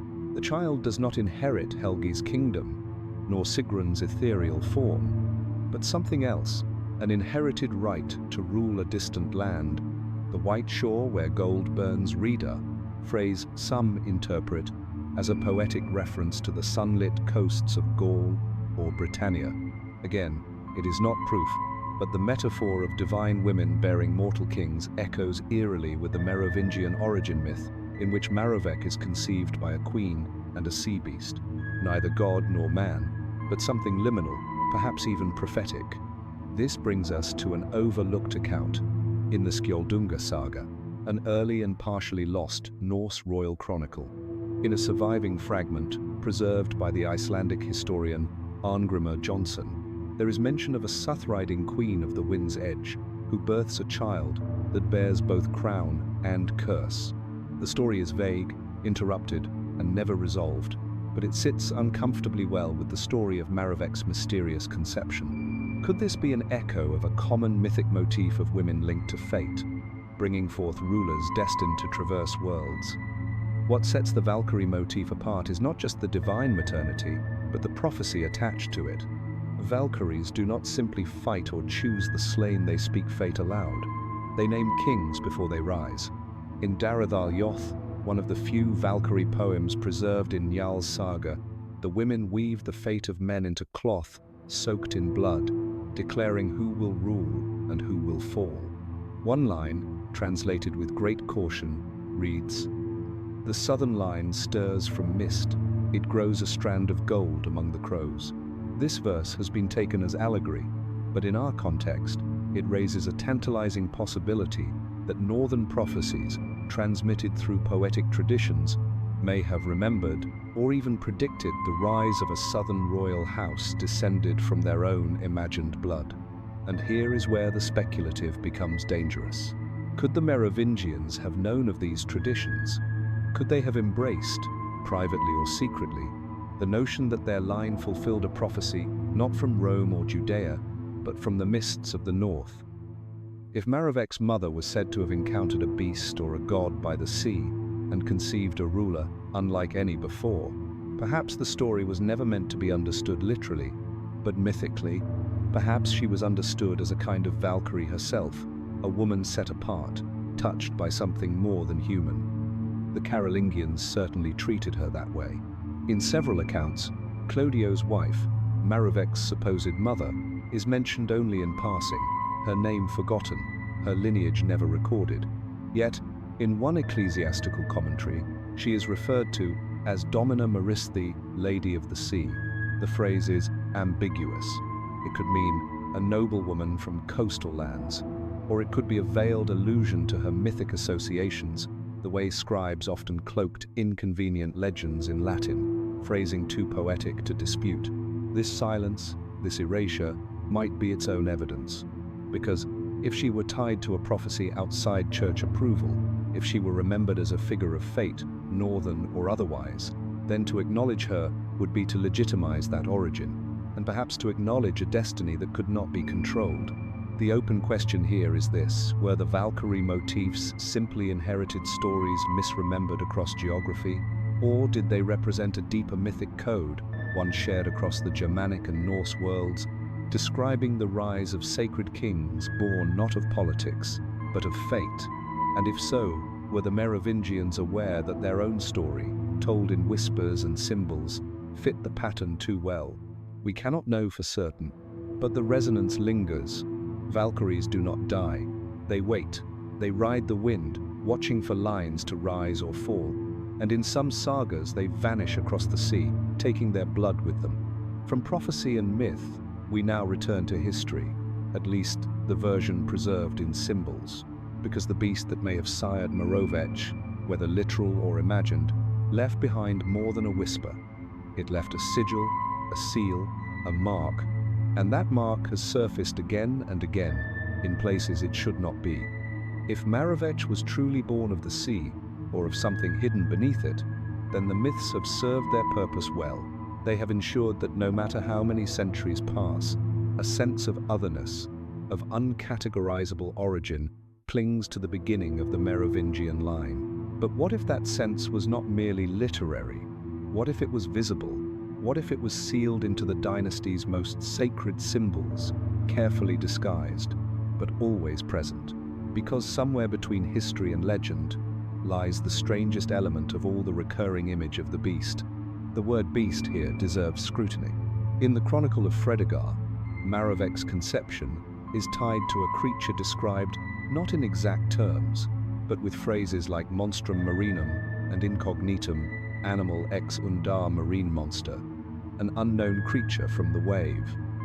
These phrases were not used lightly by monastic scribes. They carried connotations not only of natural wonder but of spiritual danger, something that was not of this world, and yet part of the king's bloodline. For most of history, this part of the tale was dismissed as pious nonsense or early medieval allegory. But in 1977, a French amateur heraldist named Léon Verbois made a discovery while studying carvings at the ruined church of Saint-Médard-des-Prés. Hidden among the faded friezes was a recurring motif, a circular emblem showing a creature coiled upon itself, part serpent, part fish, part lion. Its tail curved into its mouth. Its eyes were unblinking. At first glance, it resembles an Ouroboros, the ancient symbol of eternity, but closer inspection reveals claws, a ridged spine, and a three-pronged crown hovering above its head. Verbois found the same symbol again at the Abbey of Saint-Jean-de-Presse, this time in a mosaic fragment buried beneath a layer of Carolingian tile. Again, the beast. Again, the crown. But this time, the beast held something in its mouth, a long strand of what could be mistaken for seaweed, until one notices the unmistakable cross-hatched pattern, typical of early medieval hair. A crowned beast clutching hair, found in two Merovingian sanctuaries, too stylized for pure decoration, too consistent for accident. Heraldic scholars, of course, have attempted to integrate this image into known iconographic traditions. Some say it is a fantastical lion, others a symbolic leviathan. But the combination of features, the aquatic tail, the bestial head, the serpent's coil, and the royal markers, does not fit anything in the usual Christian bestiaries of the time. What it does resemble, disturbingly so, is the hybrid imagery found in early Norse and Proto-Germanic amulets.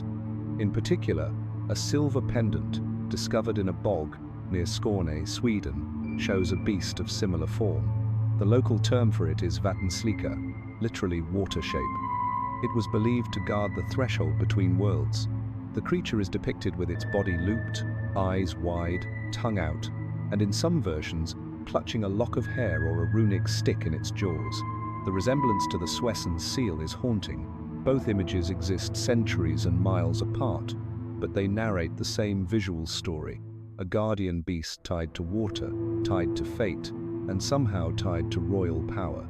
Even more striking is a fragmentary document discovered in the archives of Reims in the early 1900s. Written in crude Latin, the parchment appears to be a description of royal emblems used in a procession circa 600 AD. Among the listed banners, staves, and religious relics is one odd-line item, Figura Regis Marina Portata Silentio per Pueros. Also, the image of the Sea King carried in silence by boys. No elaboration, no explanation. But this was not an image of Christ or a saint. It was a separate figure, revered, paraded, and never spoken of aloud. The silence surrounding this symbol is telling. It suggests not blasphemy but mystery, something not denied but guarded, as if to speak it plainly would drain it of its power, or worse, invite attention from those who would rather it remained buried.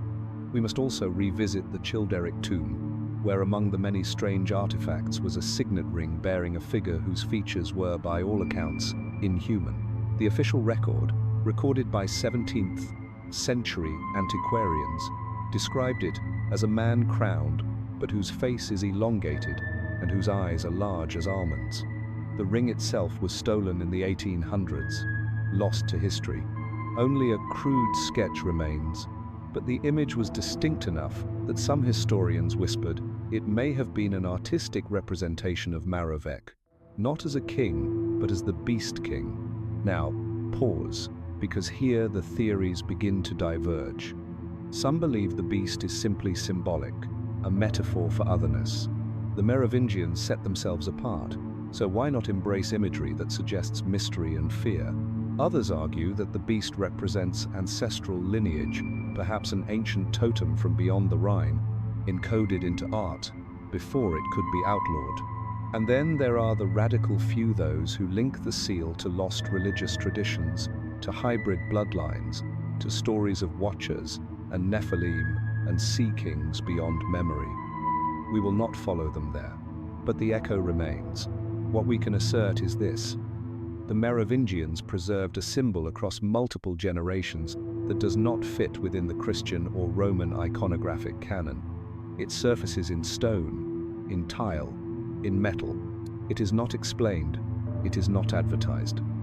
But it is there, always, always paired with the themes we have already explored: water, hair, lineage, silence.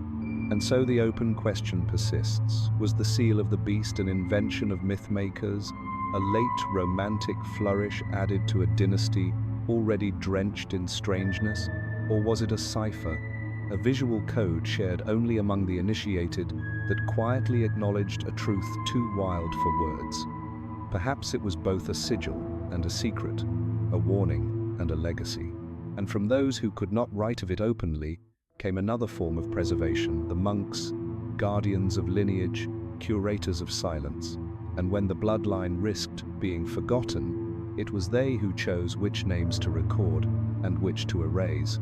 Monks are not usually perceived as gatekeepers of political secrets.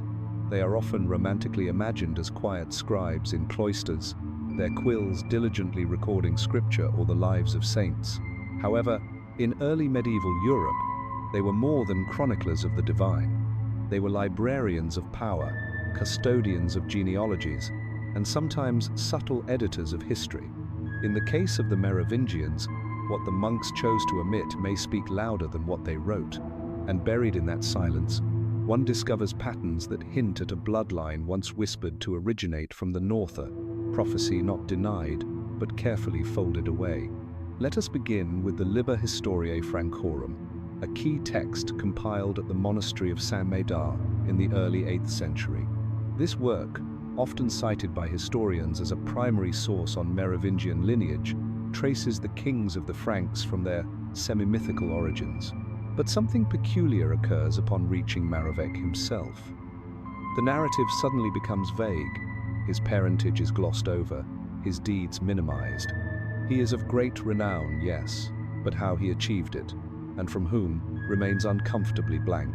Now, that could be the result of mythological caution or political transition, but it becomes more suspicious when later entries in the same manuscript meticulously establish legitimacy for less ancient, more politically expedient rulers, especially those closer to the rising Carolingians. The text, in other words, remembers what it wishes to remember and omits what it must. Further evidence of this selective remembering appears in the annals of the Abbey of Corvey.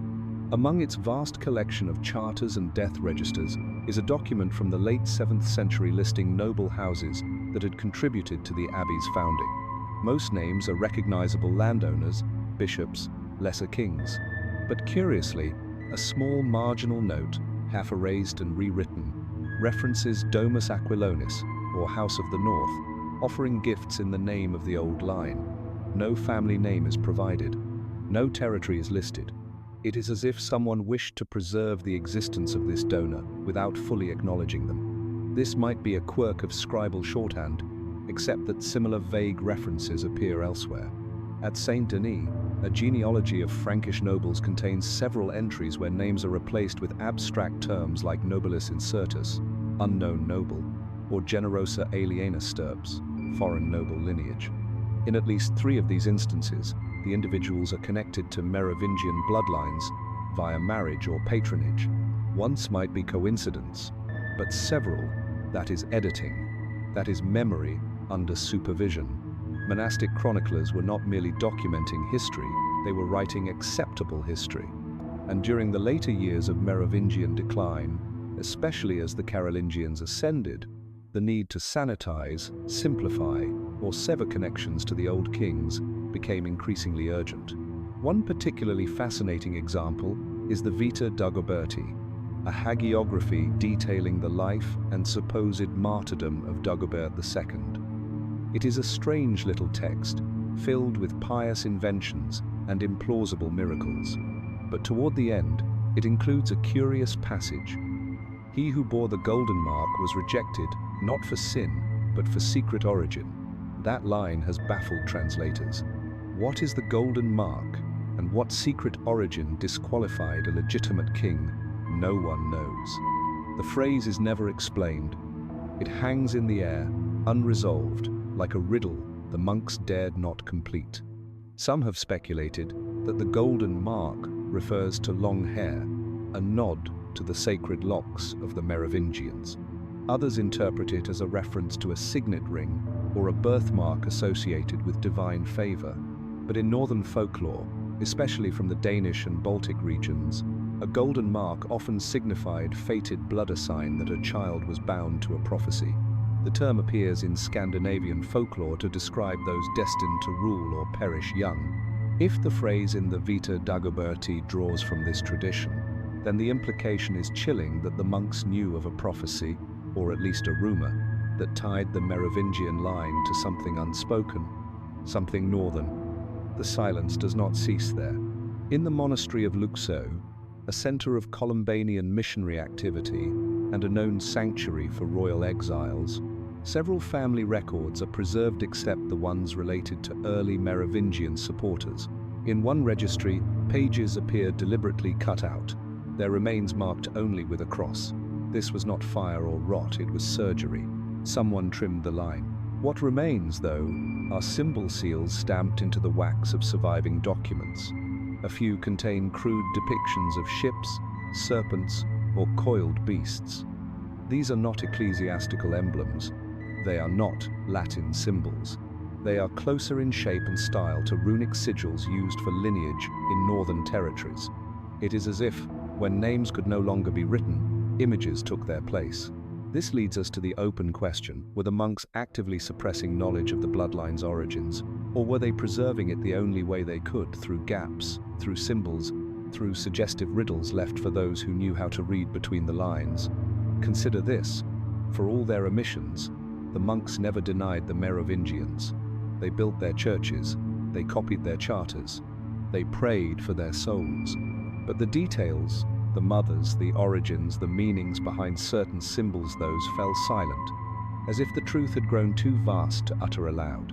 It would have been dangerous, of course, to declare that a ruling dynasty descended from pagan seafarers, from monsters, or from foreign queens.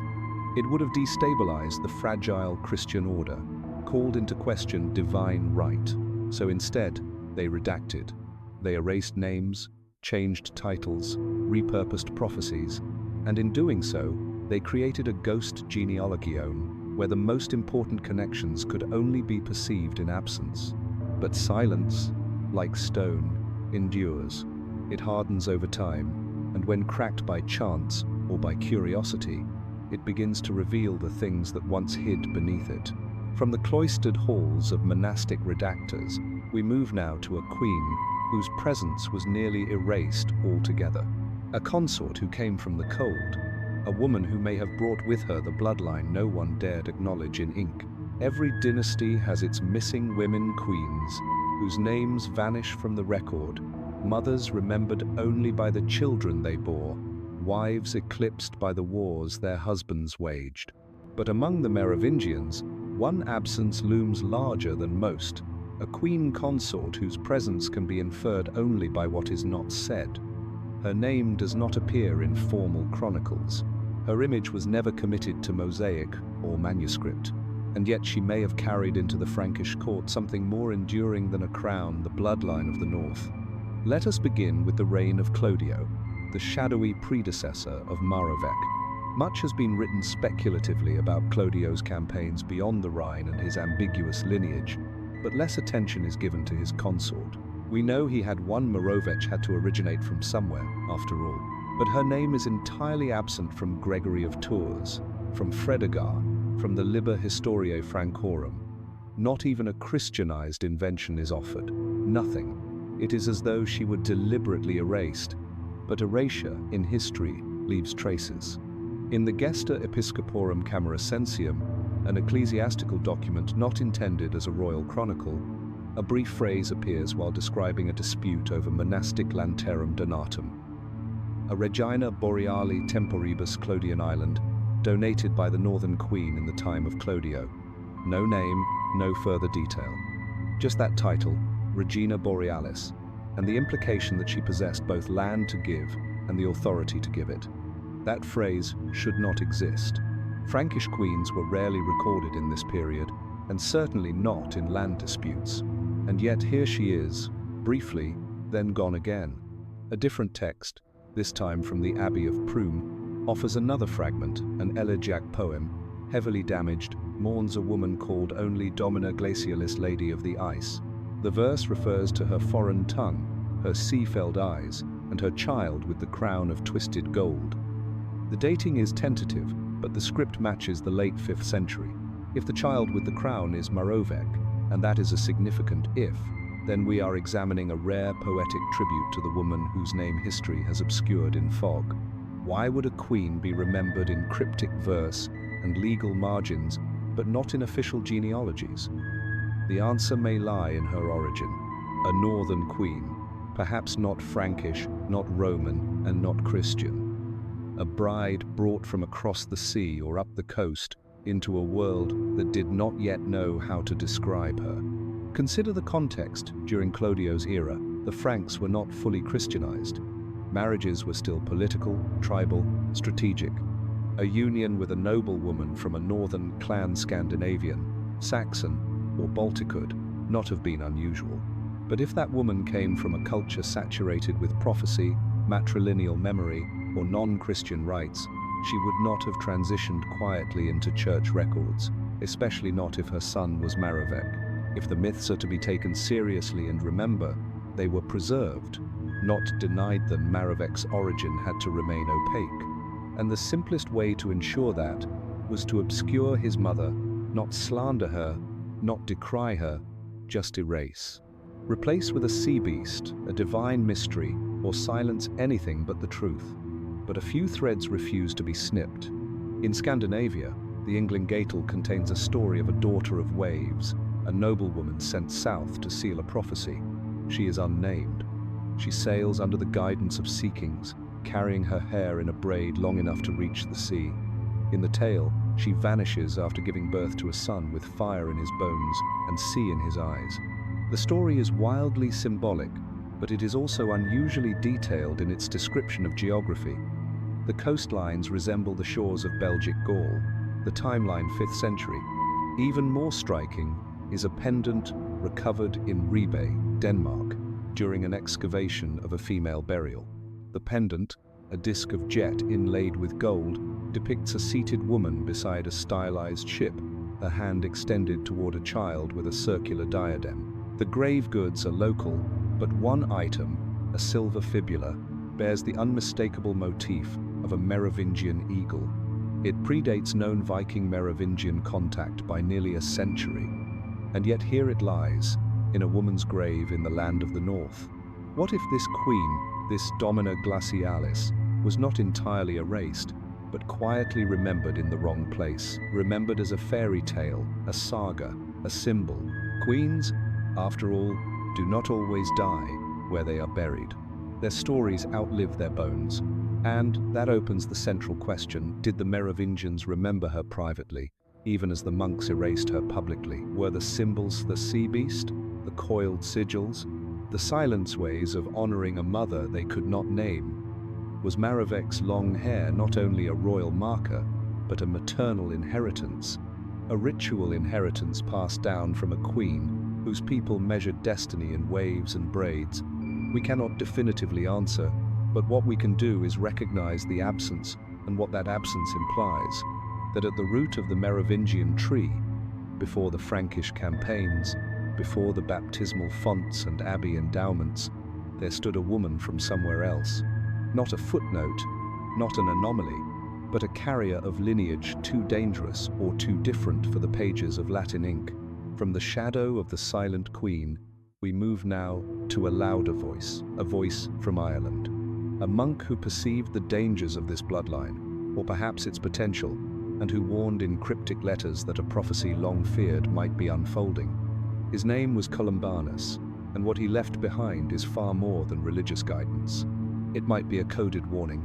Saint Columbanus is remembered today as one of the great Irish missionaries of the early medieval world, a man of letters, temper, and visions who travelled from the green hills of Ireland into the fractured kingdoms of Gaul and Lombardy. His monastic foundations would shape European Christianity for centuries, but beneath his spiritual writings and moral admonitions lies a body of lost or fragmented correspondence rarely discussed outside academic footnotes. Letters that, when examined closely, seem to address not only kings and bishops, but prophecies possibly of a bloodline, a line that came not from Rome but from the cold, salt-ridden lands of the north. Columbanus wrote in an elevated, sometimes deliberately cryptic Latin. He was bold, sarcastic, even confrontational, particularly with the Merovingians. His surviving letters to King Theodoric II and Queen Brunhilda are filled with accusations of corruption, spiritual decay, and unfitness to rule. But what makes them strange is not what he explicitly states, but what he implies. In one letter preserved in the Codex Sangalensis, he warns the king that the line which rises not from the root but from the reed cannot bear fruit eternal. The phrase ex arundine, from the reed, is unusual. It is not a standard metaphor for illegitimacy, and some scholars believe it to be a poetic reference to a waterborne Origena child, born not from established lineages but from the shallows. Even stranger is his use of the phrase linea septentrionalis, the northern linean, a different letter, now only partially preserved in a 10th century copy. He writes that when the northern line stirs beneath cloistered halls, kingdoms tremble and tongues fall silent. The phrase is deliberately vague. No names are given, but the implication is clear. A lineage from the north, one kept quiet, could change everything, or at least was feared as if it could. Columbanus had reason to speak in riddles. As an outsider Irish, independent, and infamously blunt, was already viewed with suspicion by local bishops and Merovingian courts.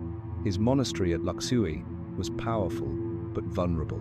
When he was eventually expelled by Brunhilda and Theodoric, it was not simply for theological reasons, it was political. He had warned of a line, he had hinted at a threat, and then he was removed. One fragment attributed to a now-lost homily was quoted in a later Irish manuscript. "From the ice crest shall come the child of the wave, his hair long, his words veiled, and the priests will bury the name, but not the breath." This sentence has long been assumed to be allegorical, but in light of everything we have uncovered Maravec's mysterious conception, Dagobert's exile, the missing northern queenate reads less like a sermon and more like a veiled reference to an idea already in circulation, that a king, perhaps already ruling or yet to come, was the embodiment of a northern destiny.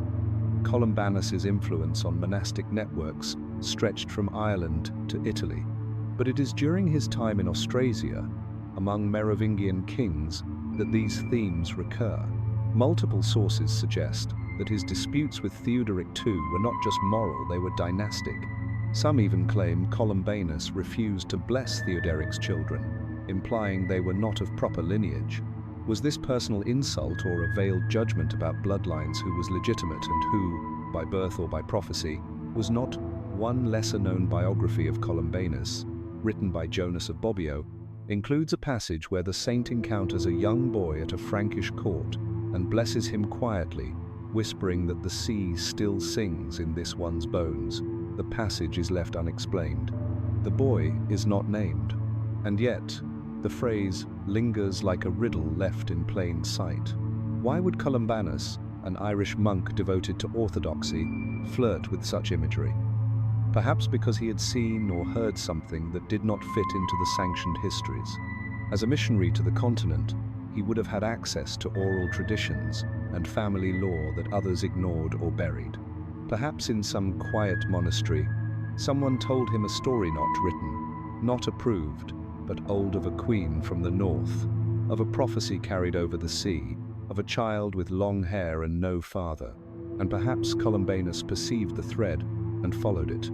But instead of declaring it, he folded it into sermons, letters, riddles, knowing the danger, knowing that some secrets must be spoken only to those who already suspect them. Here arises our open question: was Columbanus a skeptic warning against this prophecy, or a believer trying to protect it? Did he see the Merovingians as pretenders, or as the very fulfillment of a fate no bishop could control? His letters sadly do not clarify. They only thicken the mist.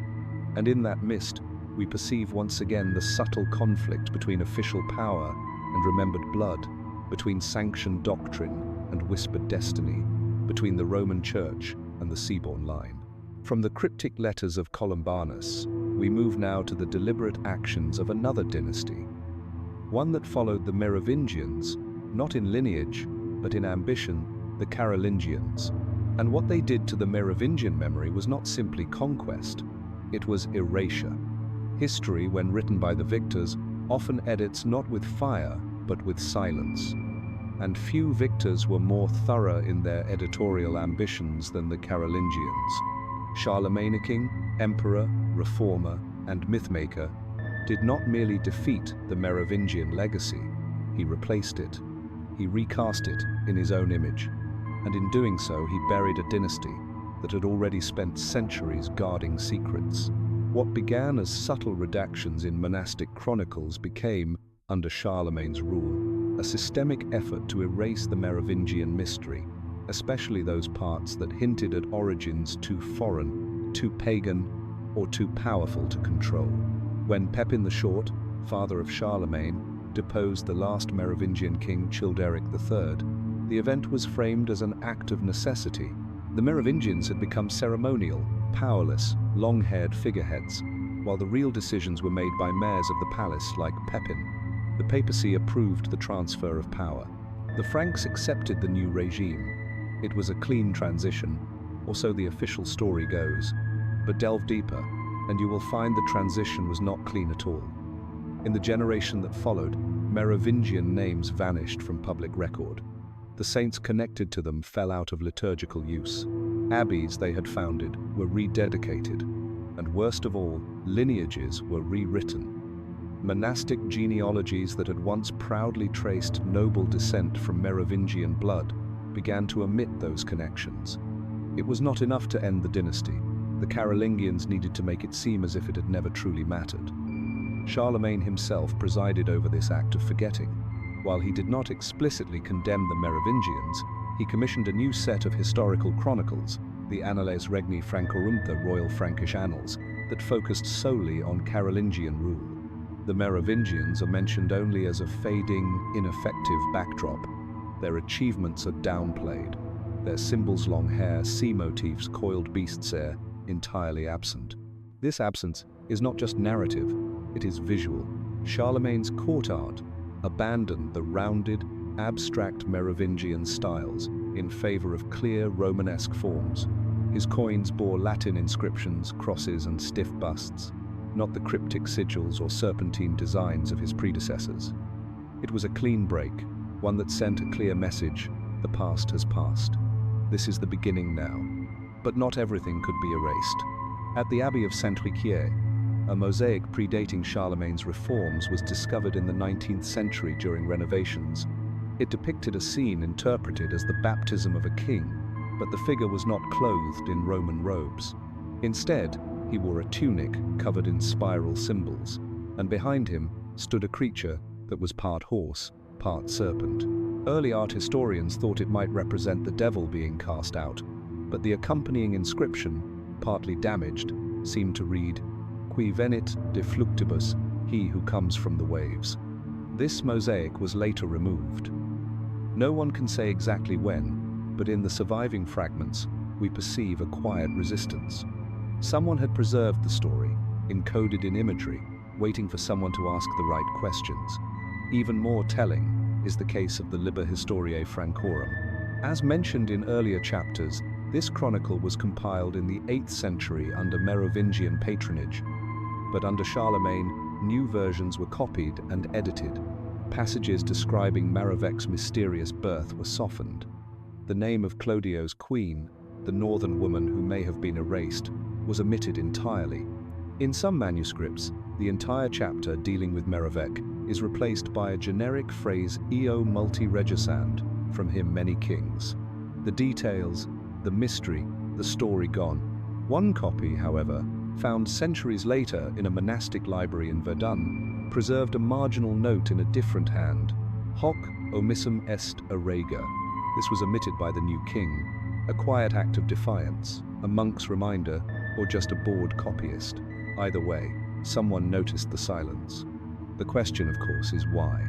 Why go to such lengths to erase a dynasty already out of power? The Carolingians had nothing to fear from dead kings, unless what they feared was not power, but memory. If the Merovingians truly carried a bloodline rooted in something older, something northern, something tied to prophecy, then their presence, however ceremonial, was dangerous, especially in a world where divine right was everything. The Carolingians were self-made rulers. They had papal approval, yes, but they lacked mythic weight. The Merovingians had that in abundance. So much so that they did not need to fight for legitimacy. Their long hair, their symbols, their silence, it all implied something deeper than politics, something fated, and fate is not so easily replaced. Even after Charlemagne's reforms, strange stories persisted. In the region of Thuringia, local legends claimed that a child descended from the first long-haired king would rise when the kingdom was threatened. In Burgundy, a monastery once funded by Merovingian queens continued to include in its prayers for the dead the names of kings the Carolingians had purged from the record. And in an obscure Latin poem found in a Carolingian psalter, a line reads, "Though the sword may fell the oak, the root beneath remains untouched." That line is not about trees. Here lies the open question: was Charlemagne's erasure a political necessity or a targeted act of mythicide? Did he seek to remove the Merovingians because they symbolized a past he could not control, one that drew its power not from Rome, but from somewhere colder, older, and whispered? Whatever the reason, the silence speaks volumes, and the effort to scrub clean the past, so meticulous, so deliberate, reveals something else entirely: fear. Not of the Merovingians themselves, but of what they might have represented. A line written not in ink, but in blood, and maybe, just maybe, in stars. Because now we must look up to the sky, where some believed the signs of this northern prophecy were not carved in tombs or stone, but in constellations, and where the North Star, ever fixed, ever watching, may have held the secret the Carolingians tried to forget. The story most frequently told states that Christianity arrived in Scandinavia with the Viking Age, carried on the backs of Frankish missionaries, through the swords of kings, and eventually into the stone churches of the north. But this narrative, as neat as it sounds, is far too late, because long before the longships, before the conquests and conversions, there were other crossings, quiet ones, mysterious ones. And among those early paths, there may have been spiritual emissaries whose messages included more than the gospel, perhaps even a prophecy, a bloodline, a secret meant to move south. Let us begin in the borderlands, places like Frisia, Jutland, and the islands around the Kattegat. These regions were never cleanly pagan or Christian. They were liminal spaces, trading zones, cultural bridges, and long before the Viking raids, we possess records of a Christian presence, the rest scattered, partial, but persistent. Irish monks, in particular, had a reputation for wandering, and their peregrinatio, a holy exile undertaken for God, took them to strange, far-flung places. One of the earliest references to such missions comes from the life of Saint Willibrord, who traveled in the late 7th century to Frisia. But in his writings he speaks of those before us, men of the cross and sea who left tokens of the faith along the northern shores. We do not know their names, but fragments of wooden crosses and Latin-inscribed stones found in Denmark and even southern Sweden seem to corroborate their presence. A particularly intriguing find near Hedeby, a major trading settlement, includes a small stone slab etched with a Cheerho symbol alongside what appears to be a runic charm for protection. The two inscriptions are side by side, not merged, not in conflict, just coexisting. as if someone there understood both traditions and perceived no contradiction. Such bilingual symbolism might have belonged to a missionary, or perhaps to someone with one foot in each world. More tantalizing is a set of ivory carvings found in Rebay, dating to the early 7th century. One depicts a man with long hair, crowned, holding a cross in one hand and a serpent in the other. Official interpretations deem it allegorical, but the combination hair, serpent, cross is striking. It echoes the seal of the beast discussed earlier, but now in a Christian framing, not a warning, not a condemnation, but a balance. And that raises a question. Was someone here preaching a form of Christianity that did not seek to extinguish the past, but to fulfill it? We also know that Irish monks revered prophecy. Many of their writings blend scripture with visions, apocalyptic codes, and interpretations of fate. If one of these wandering missionaries believed, or had been told, that a royal line would rise from the north to shape the Christian world, it is not impossible they would carry that story with them, and perhaps share it, not in cathedrals or letters, but in songs, carvings, symbols, and maybe, just maybe, through blood. That bloodline, if real, would need to move south. And here we return to Dagobert II. His supposed exile in Ireland places him in direct proximity to these wandering holy men. And some Irish sources suggest he traveled further still, possibly with a group of monks sent to the continent or even further north.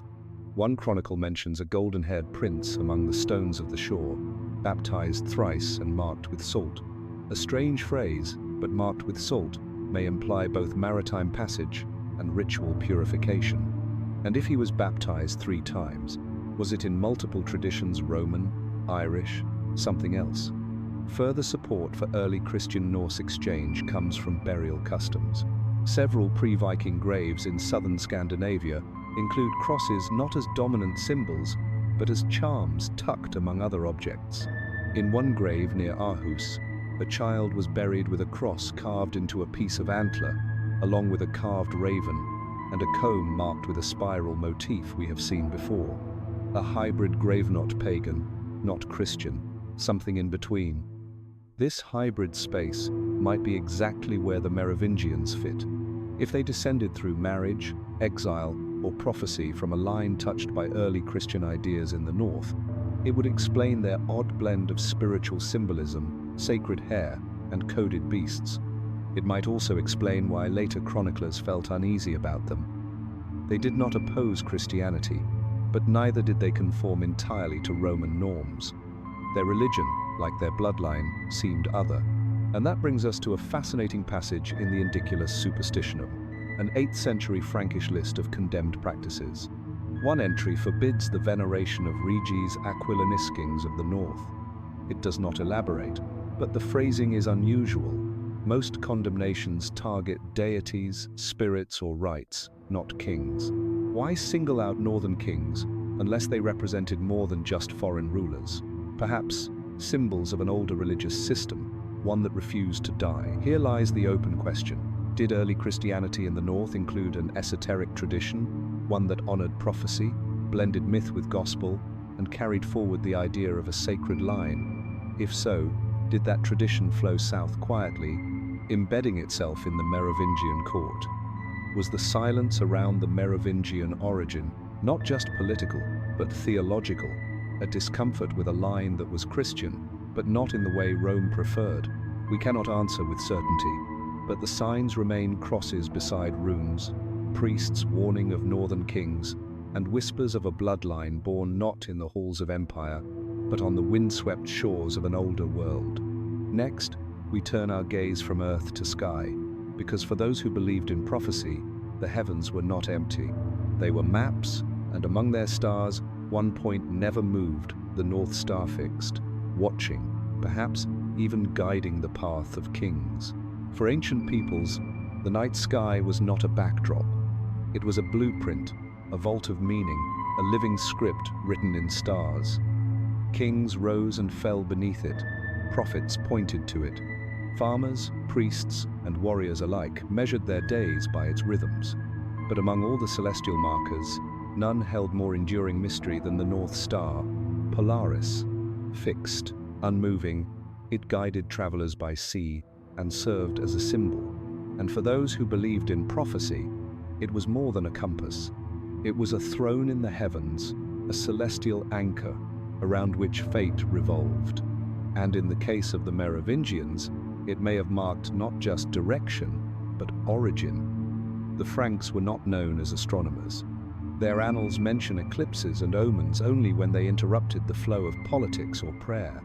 But Merovingian sites, especially royal burials, suggest an underlying, perhaps inherited, respect for the sky. Several royal tombs show orientation patterns that deviate from the typical Christian east-west alignment.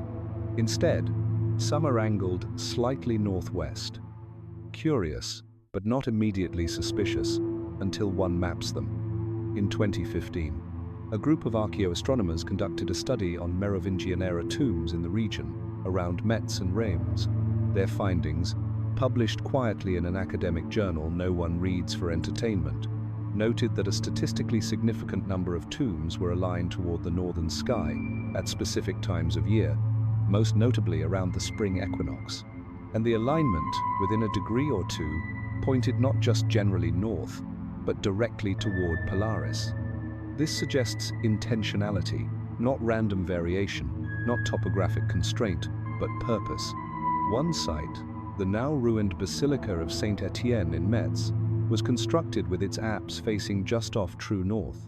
Highly unusual for a Christian structure, its builders chose to ignore the traditional eastward design in favor of an angle that, according to the researchers, aligned with Polaris at its position in the mid-7th century. Remember, this is Dagobert II's capital, the same king with rumored ties to the north. Perhaps this was his silent declaration, not of faith in Rome, but of loyalty to a different axis, and this was not occurring in isolation. In southern Sweden, the stone circle at Älvstina, often dubbed Sweden's Stonehenge, was designed with an orientation that aligns to both solar solstices and, many argue, the position of Polaris, as observed from Scandinavia in the early medieval period. The alignment is not perfect, but the intent is clear. This was a culture obsessed with cosmic positioning. And the North Star was at the center of that worldview. In Norse cosmology, the pole star was often considered the nail that held the sky in place. It was the eye of Veraldar Nagli, the world spike, unblinking, eternal.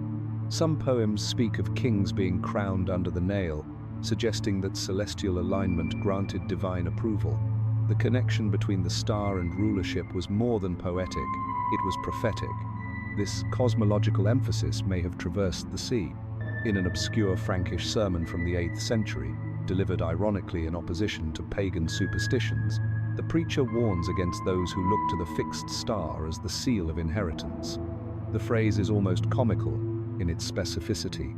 It does not condemn astrology generally. It condemns one star, one belief that inheritance, lineage, destiny, was ratified not by priest or parchment, but by the heavens. The implication: some people, perhaps certain noble houses, still clung to the idea that royal authority had a celestial origin, not a metaphorical one, but a literal alignment with the sky. Now remember the strange seal we encountered earlier, the beast coiled, crowned, with hair in its mouth.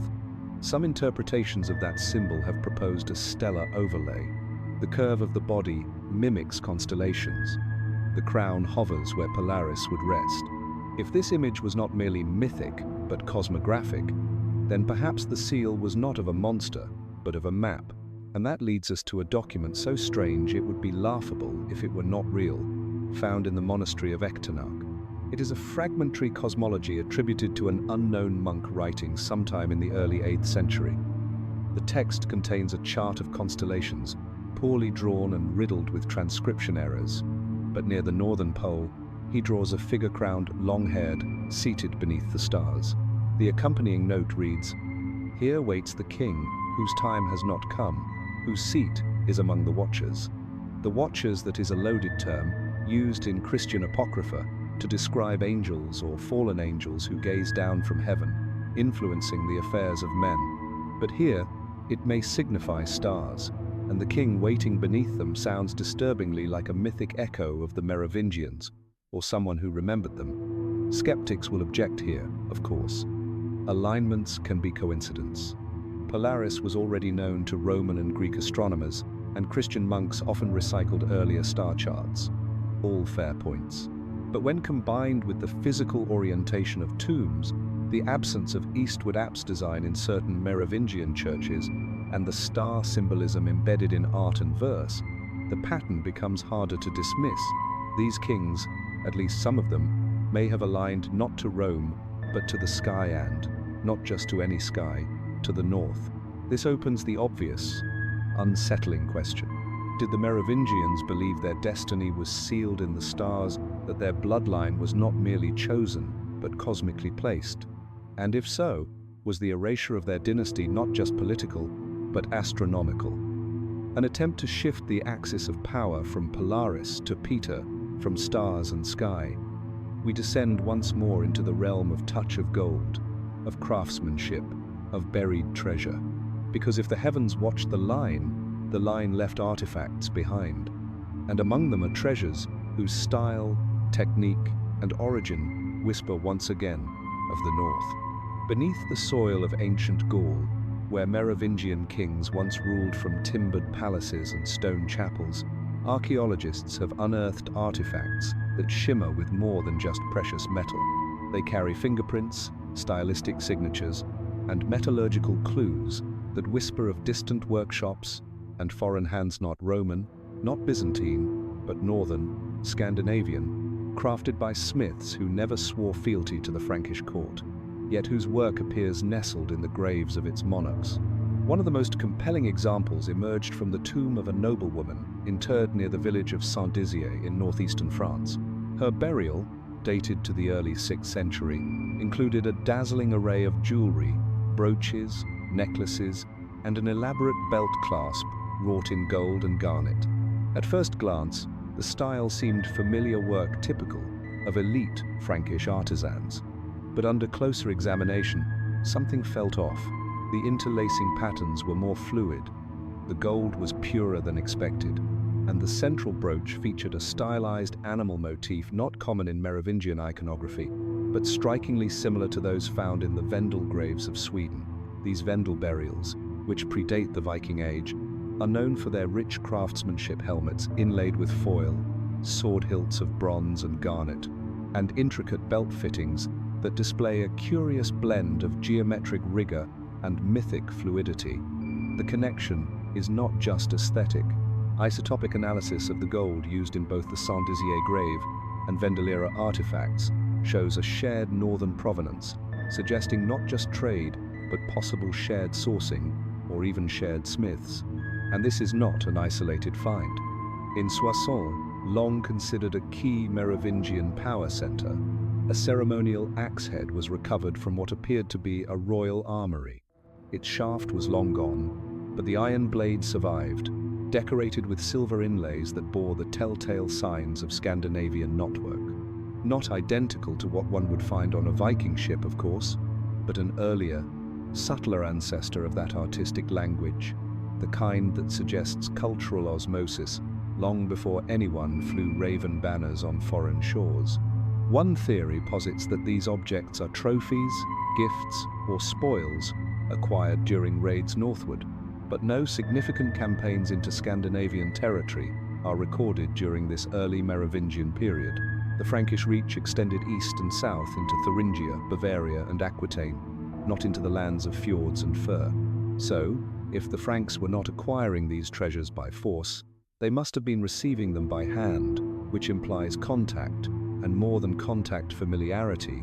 Consider the gold cup found in Childric's tomb, often overshadowed by the famous bees that would later inspire Napoleon.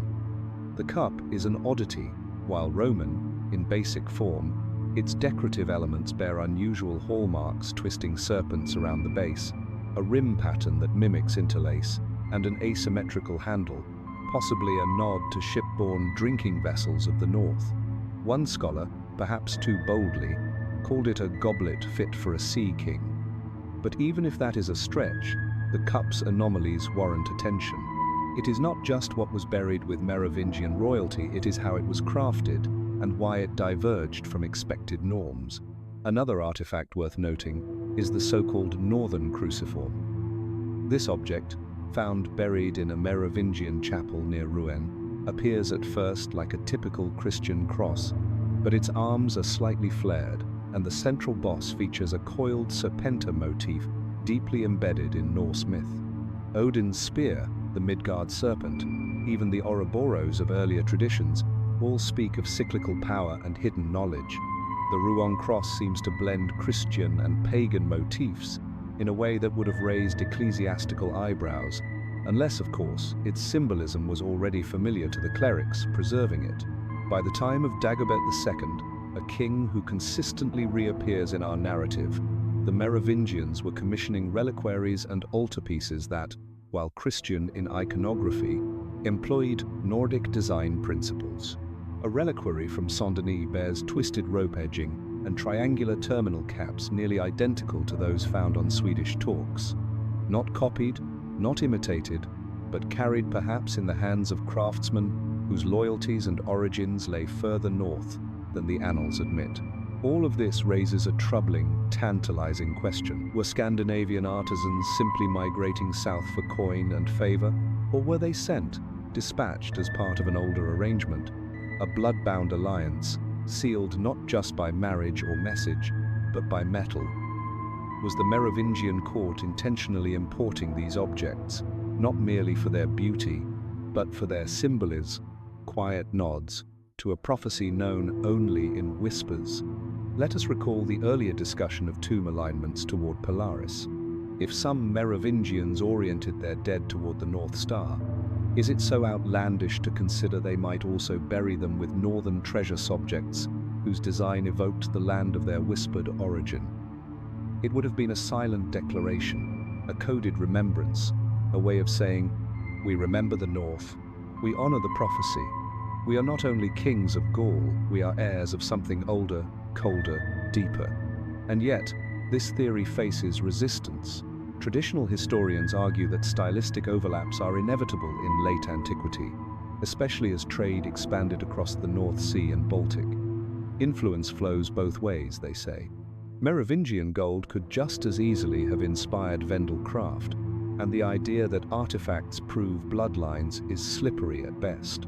Still, the volume of evidence grows, and so do the inconsistencies in official records. If the Carolingians, who succeeded the Merovingians, sought to suppress northern ties, as we will shortly see, it is entirely possible that objects of Scandinavian origin were quietly removed, recast, or reattributed. The historical record is written not only in words, but in what is missing from museum shelves. As we turn toward the networks of trade and diplomacy that linked the Frankish kingdom to lands across the Channel and beyond, we begin to perceive the true complexity of this legacy, because it was not just treasure that moved between these worlds, it was people, families, blood, and where blood flows, prophecy follows. If Merovingian treasures whispered of northern craftsmanship, the web of relationships connecting early Frankish rulers to the wider world across the sea begins to murmur something louder, alliance esquired, strategic, and largely undocumented alliances that stretched across the restless waters of the North Sea and Baltic, defying the conventional narrative of insular European kingdoms and neatly drawn boundaries. This was a time before nation-states, before borders became impenetrable walls. Bloodlines and ambitions crossed oceans just as easily as they traversed mountains. Long before Viking raids would terrorize the coasts of Francia, ships were moving in the other direction's leak, high-prowed vessels carrying more than just amber and furs. They carried news, brides, sons in exile, and silent accords inked not in parchment but in loyalty. One of the least examined elements of early Merovingian expansion is their apparent ease in securing maritime support. Unlike their Visigothic or Ostrogothic cousins, the Merovingians maintained steady control over coastal territories, suggesting not merely military strength, but reliable alliances with seafaring powers. And there's Dagobert II again, always the inconvenient ghost in this royal narrative.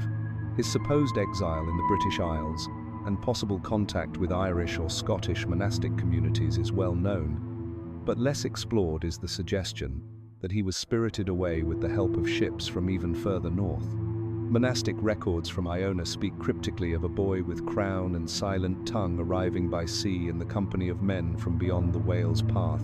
Those same records name no country, but they paint a fog-covered picture of men garbed in cloaks fastened with animal head brooches, speaking a tongue unfamiliar even to the Celts. Could they have been Norse pre-Vikings? It is speculative, but no more so than other elements of Merovingian lore. These hints form a mosaic not complete, not definitive, but persistently suggestive that the North knew of the South, that they watched it, and perhaps that they shaped it from afar. Trade routes offer a more tangible bridge. Excavations along the coastlines of modern-day Belgium and Normandy have uncovered Scandinavian beads and combs dating to the Merovingian period, items unlikely to have arrived through random drift. Instead, they suggest consistent contact, and not just commercial exchange. One does not send intricately carved walrus ivory boxes like the one found in an abbey near Rouen, unless one intends to impress or seal a bond. These are gifts, tokens of diplomacy, not mere wares. The Carolingians, later obsessed with controlling and branding every aspect of royal lineage and protocol, left little space for these quiet northern deals. But the Merovingians thrived in ambiguity. They ruled through charisma, religious favor, and what some chroniclers called the magic of their name. In that sense, secret alliances may have suited them, perfect relationships too delicate or dangerous to be recorded, but no less real for their invisibility. Marriage may have been the strongest tie of all. The early Frankish kings were not above taking foreign brides, even if official records carefully neglected their origins. In a genealogical scroll preserved in an obscure Frankish monastery, long dismissed as apocryphal, there is mention of a queen from the Sea Isles whose name is erased with a long red slash. Her title survives, Regina Borealis, the Northern Queen. The same title whispered where we followed the possibility of a Scandinavian consort, deliberately obscured from official memory. It now appears this was not a singular case, but part of a wider pattern, wives or concubines from northern clans whose presence was quietly absorbed into the bloodline, if not the ledger. What is more, there is linguistic leakage. Certain place names in northern Gaul, particularly near the coast, contain roots and suffixes that defy Latin, Frankish, or Celtic etymology. In one village, the ancient name meant dwelling of the shield, a term that linguists now suspect derived from Old Norse. Another, closer to the Seine, preserves a word that loosely translates as safe harbor of the kinbound. These are not conclusive, but they are peculiar. And peculiarity, as we have learned, is often where history conceals its best secrets. There is also the curious matter of Frankish coinage. A limited run of gold tremisses bearing the head of King Clovis II features symbols that do not match known Merovingian heraldry. Instead, one design, a triple-looped knot, bears close resemblance to bind runes used in early Scandinavian charms. Not a widespread coin, not a public mint, likely ceremonial or for restricted circulation, but its existence raises the question, were these coins intended to circulate among a trusted group, one that understood their hidden meaning, scholars argue. Of course, the mainstream insists that most of these northern links are coincidental stylistic borrowings, shared pagan heritage, the flotsam of early medieval contact. But if that were true, why the consistency? Why do so many of these signs appear in connection with precisely those rulers, like Dagobert II, who seem most associated with the prophecy of a northern bloodline? And why do they vanish so suddenly under the Carolingians? Because make no mistake, when the Carolingian dynasty assumed power, something was systematically erased: names, symbols, records. One monk writing a century later described the Merovingians as shadows who thought themselves kings. But perhaps it was not shadow that defined them, but light from a different sun, a sun that rose from the north.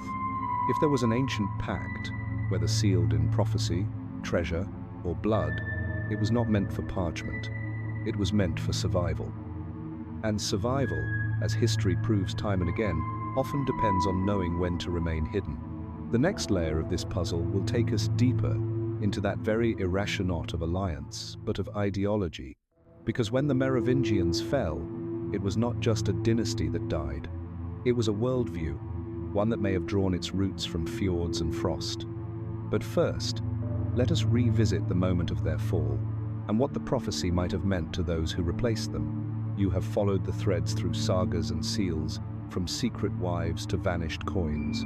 But now, we arrive at the rupture, the moment when the Merovingian line, enigmatic and steeped in shadows, is violently severed and replaced by a dynasty that seemed far too prepared. The Carolingians did not merely overthrow their predecessors, they erased them. And in that erasure, something more than bloodlines may have been lost, possibly a prophecy. The official narrative is tidy, suspiciously so. Pepin the Short, father of Charlemagne, deposes the last Merovingian king, Childeric III, with the blessing of the Pope. No bloodshed is recorded, no civil war ignited. Childeric, a king in name only, is quietly tonsured and sent to a monastery. A line that had ruled for centuries ends not with a battle, but with a haircut. Somehow, we are told, an entire people shrugged and moved on, but the silence in that moment is deafening. There is no rebellion, no epic lament in the chronicles. The scribes of the time, many of them under Carolingian patronage, simply cease writing about the Merovingians as if they had never mattered, as if they had never existed. And yet, they had mattered deeply in ways that went far beyond politics. Because if the prophecy of the North held even a grain of truth, there was an ancient belief that a sacred line of kings was destined to rise not from Rome, but from across the Seathern. The Merovingians were more than rulers. They were symbols, living talismans of a destiny that the Carolingians could not fulfill and could not tolerate. This is not the sort of thing one mentions in papal petitions or royal charters, but in the margins of old texts, in the careful redactions and overwritten scrolls, one senses the panic. For example, the Liber Historiae Francorum, a 727 text often credited with shaping the early Carolingian worldview, rewrites Merovingian history with eerie precision. It praises their founders, then swiftly devalues their heirs, describing them as lazy, ineffective, and ruled by palace stewards.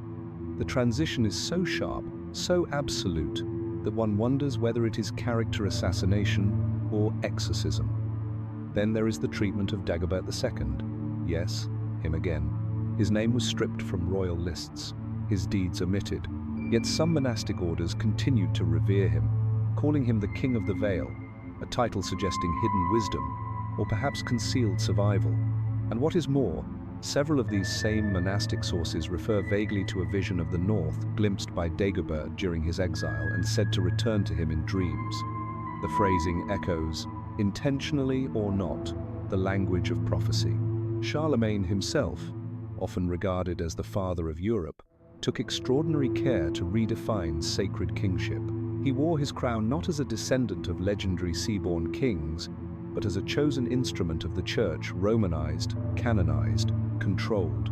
He purged the court of old symbols, replaced long hair with the sword, removed sigils from coins, ordered new histories to be written. When he established Aachen as his capital, he modeled it after Roman cities, not the wilder courts of Merovingian kings. He was not just building a new dynasty, he was building a firewall against the past. And yet there were whispers that the past still flickered beneath the surface. A curious tale from the Abbey of St. Gall, written in the 9th century, describes a strange visitor who claimed descent from the Silver Kings, a term never officially used but sometimes attached to Merovingian regalia. The man, half mad or half prophet, spoke of the line that will sleep for 7 centuries, then rise through water and snow. He was exiled, naturally, but the monks kept the record, maybe out of curiosity, maybe out of fear. Could it be that the Carolingians did not just fear rebellion, they feared resurrection? That somewhere among the hidden alliances and erased genealogies was the possibility of a return, not just of a bloodline, but of an idea that rulership need not originate from Rome, but from older, colder stars. Even the Carolingian obsession with relics seems telling. Charlemagne amassed them like trophies, bones of saints, shards of crosses, even what he believed to be the spear of destiny. Was this faith or insurance? If the Merovingians held the bloodline, then perhaps Charlemagne sought to match them with divine objects, power for power, lineage for legacy. This brings us to an uncomfortable question: did the Carolingians know of the northern prophecy? And if so, did they fear that its conditions had not yet been fulfilled? In one cryptic letter from the court of Louis the Pious, Charlemagne's son, a scholar, refers to the extinguished flame that yet casts a shadow. He speaks of a line bound to frost, broken by fire, but not unmade. It is obscure, symbolic, but scholars have long debated whether this refers to a suppressed ideology, one not entirely theological, a line broken, not ended. That idea returns like an echo in Scandinavian poetry from the same period. One Icelandic verse preserved in the Flateyjarbók speaks of southern kings who wore the sky of night on their heads, and whose fall made the sea mourn, a metaphor, certainly, but strangely aligned with the imagery found in Frankish descriptions of the Merovingians as moon-kissed rulers born of sea and shadow. We now face a peculiar inversion. The further the Merovingians recede into history, the more their story feels designed to be forgotten, and the more it seems the Carolingians were not just conquerors, but curators of memory, carefully selecting what would remain and what would be buried. But not everything stayed buried, because centuries later, in the hands of an unlikely set of guardians, fragments of that northern story begin to resurface. Scrolls, symbols, names written in runes, carried by knights sworn to secrecy and bound to a mission whose roots reach back far deeper than the Crusades. We speak, of course, of the Templars. One might assume the story concludes with the Carolingians, with the quiet exile of Childeric III, the rewritten chronicles, and the neat consolidation of power. But narratives such as this never truly end, they simply go underground. And sometimes, the task of preservation passes not to chroniclers or kings, but to those operating in the shadows, which brings us, with deliberate unease, to the Knights Templar, a name synonymous with secrecy, with treasure, with vanished truths. But here we pose a different question. Did they inherit the Merovingian prophecy? Or more precisely, were they its protectors? It sounds like the stuff of legend, the idea that a military monastic order born in Jerusalem could carry the last embers of a Frankish royal bloodline tied to Scandinavian prophecy. But proceed slowly, and the path begins to form. The Templars, after all, rose from the same soil where Merovingians once ruled. Their founders, nobles of Champagne, Burgundy, and Anjou, were born into lands once guarded by long-haired kings.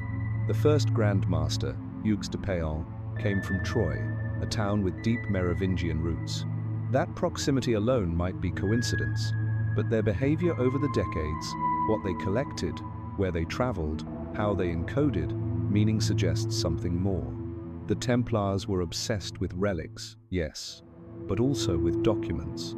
During their early years in Jerusalem, they excavated beneath the Temple Mount officially to explore ancient ruins, unofficially to retrieve something. The exact nature of what they sought remains unknown, but whispers from later centuries speak of scrolls, some in Greek, some in Latin, and at least one described as inscribed in strange northern letters. Runes, possibly a Scandinavian record hidden in Jerusalem. Implausible, perhaps, but not impossible given the far reach of both Viking and Frankish pilgrims. We do know that Norsemen journeyed to the Levant, some as mercenaries, some as crusaders. The connections existed. The question is whether a story traveled with them. Then there is the matter of symbolism. The Templars' sigil, two knights riding a single horses, inspired endless interpretations. Poverty, brotherhood, humility, all standard readings. But some esoteric circles have long suggested it represents duality, two bloodlines riding as one. And while this leans toward metaphor, another symbol offers more tangible intrigue. A lesser-known Templar seal, discovered on a document from the early 13th century, depicts a six-pointed star surrounding a tree with curling roots. Beneath the tree, faintly scratched, is a serpent eating its tail, and Ouroboros. But the tree is not just any tree.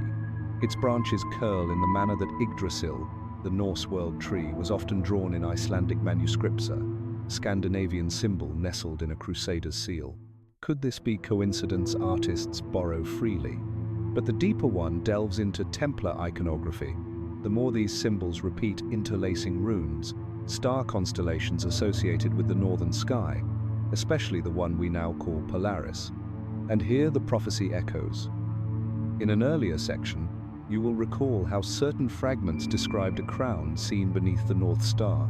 For a warrior order to repeatedly use northern stellar motifs, especially one based in the Holy Land, suggests more than astronomy. It hints at inheritance. Records from Templar preceptories in southern France reveal further layers. Inventories of their library are sparse, but preserve mention, a Chronicum Merovingicum. The title is disputed. Some say it is a copy of an older Frankish chronicle. Others believe it was a Templar-made reconstruction of redacted Merovingian genealogies. The original text is lost, but notes by one 7th century scholar describe its final page, a diagram of interwoven roots and names with a bolded inscription at the top, reading Nascitur ex Aquilone, he is born of the north. That phrase appears nowhere else in the Latin histories of Gaul, but it does appear, oddly enough, in a marginal note on a 12th century Icelandic codex kept in the Arnemannian collection in Copenhagen. There, it is handwritten beside a passage detailing the arrival of a foreign king into the Northlands, pale as the moon, bearing a serpent ring. The note in Latin simply repeats, Nascitur ex Aquilone. Is it a shared reference, or a whisper passed between guardians? The Templars were eventually destroyed, of course burned, imprisoned, scattered, but not extinguished. Some fled to Scotland, to Portugal, and to the Baltic regions, where echoes of Norse faith still lingered. In the Scottish Highlands, folklore speaks of knights arriving with scrolls of the deep past. In Sweden, a single stone marker in Västergötland, dated to the 14th century, bears an unmistakable Templar cross, beside a carved depiction of two birds facing opposite directions, an image eerily similar to depictions of Hugin and Munin, the ravens of Odin. Now, let us not pretend this is ironclad proof. Folklore morphs, symbols drift, and yet, when the same shapes, the same phrases, and the same directional metaphors appear across centuries and countries, all tied loosely to one fading dynasty, it becomes harder to dismiss. One last trail, in a letter by Otto of Freising, the 1-2th century bishop and chronicler, he recounts a strange tale from a returning crusader. The man spoke of a Templar ritual performed in complete silence beneath a banner of stars in a hidden chamber said to face north. When asked why north, the reply was simple, because that is where it began. And so we return quietly to our question. If the Merovingians were more than kings, if they were believed to fulfill an ancient prophecy tied to a bloodline born of the north, then perhaps it was never erased. Perhaps it was carried, preserved not by statesmen, but by swordsmen, not by priests, but by initiates, waiting for what? Possibly for the stars to return to their place, for the line to reawaken, or more simply, for someone to remember. And now we turn at last to the present, to the blood, to the question of whether anything remains. You might anticipate that the trail ends in the Middle Ages, that whatever secrets the Templars preserved, whatever symbols they carved into stone or tucked into forgotten scrolls, would have long since vanished beneath the slow sediment of time. But then come the echoes, faint, yes, but persistent, in DNA and family trees, in quiet rural traditions that should not logically exist. What we discover in this final stretch of investigation is not merely curiosity, it is continuity, as if the northern bloodline did not vanish, but merely dimmed, like a hidden star in a cloudy sky. Let us begin, perhaps unexpectedly, in southern France. A village called Rennes-le-Château has gained notoriety for all the wrong reasons. Conspiracy books, codes in churches, tourists with metal detectors. But behind the noise lies something stranger. The records of Abbé Bérenger Saunière, the priest who ignited the modern obsession. include not only arcane symbols and mysterious building projects, but also genealogical charts, handwritten, poorly organized, but meticulous. And within those pages, nestled between obscure noble lines and local families, is a reference to a septentrional branch, a term meaning northern. This odd phrase, repeated across a dozen entries, appears to connect certain families of the Languedoc region with older, now vanished bloodlines. This would be meaningless on its own, until a 2007 genetic study surfaced, quietly published in a pan-European genealogical journal. The study, originally focused on migratory Y-DNA patterns in regions of France and Denmark, noticed something unusual. A small but consistent genetic signature appeared in both southern French and western Scandinavian male populations, particularly among families who could trace their line to pre-Carolingian nobility. It is a rare marker, not exclusive, but unusual enough to raise eyebrows. One that, according to the researchers, may indicate a long-distance blood link maintained over generations despite geography, war, and the erosion of memory. But it does not stop with genetics. In Sweden's Gotland province, there exists a small church, barely known outside the region, with carvings far older than the building itself. Tucked into the tympanum above the door is a figure wearing a crown, holding what appears to be a serpent wrapped around a staff. Locals call it the King of the South. No one knows why. There are no matching saints or kings in Swedish law with that title. The style, however, bears a resemblance to early Frankish stonework from the 7th century, leading one curious art historian to propose that the carving may have been repurposed from an older monument, possibly even one brought by returning crusaders with Merovingian roots. And then there is the matter of language. In isolated coastal villages of Jutland, Denmark, certain blessings recited at births and weddings include a peculiar phrase, the crown beneath the north wind. It is passed down orally, mostly by grandmothers, and no one quite knows its origin. Linguists have traced the phrase back to early Middle Danish, but even there it seems foreign. When asked, villagers often shrug and say, "It's just always been said that way." One priest, puzzled by the phrase, noted in a local history journal that the wording sounds more like prophecy than prayer. Cultural memory is a complex thing. It does not preserve clean facts. It preserves mood, image, cadence, a bloodline remembered not in ledgers, but in lullabies. And this mood re-emerges in modern folklore throughout Northern Europe. In parts of Norway, children are told bedtime stories of a sleeping king beneath the sea, whose hair is long and whose eyes are closed, waiting for the frost to retreat. A king with southern rings upon his hand, they say. The stories are never written down, but they linger. Modern Merovingian researchers, that is a niche, but a very real community, have compiled dozens of such fragments.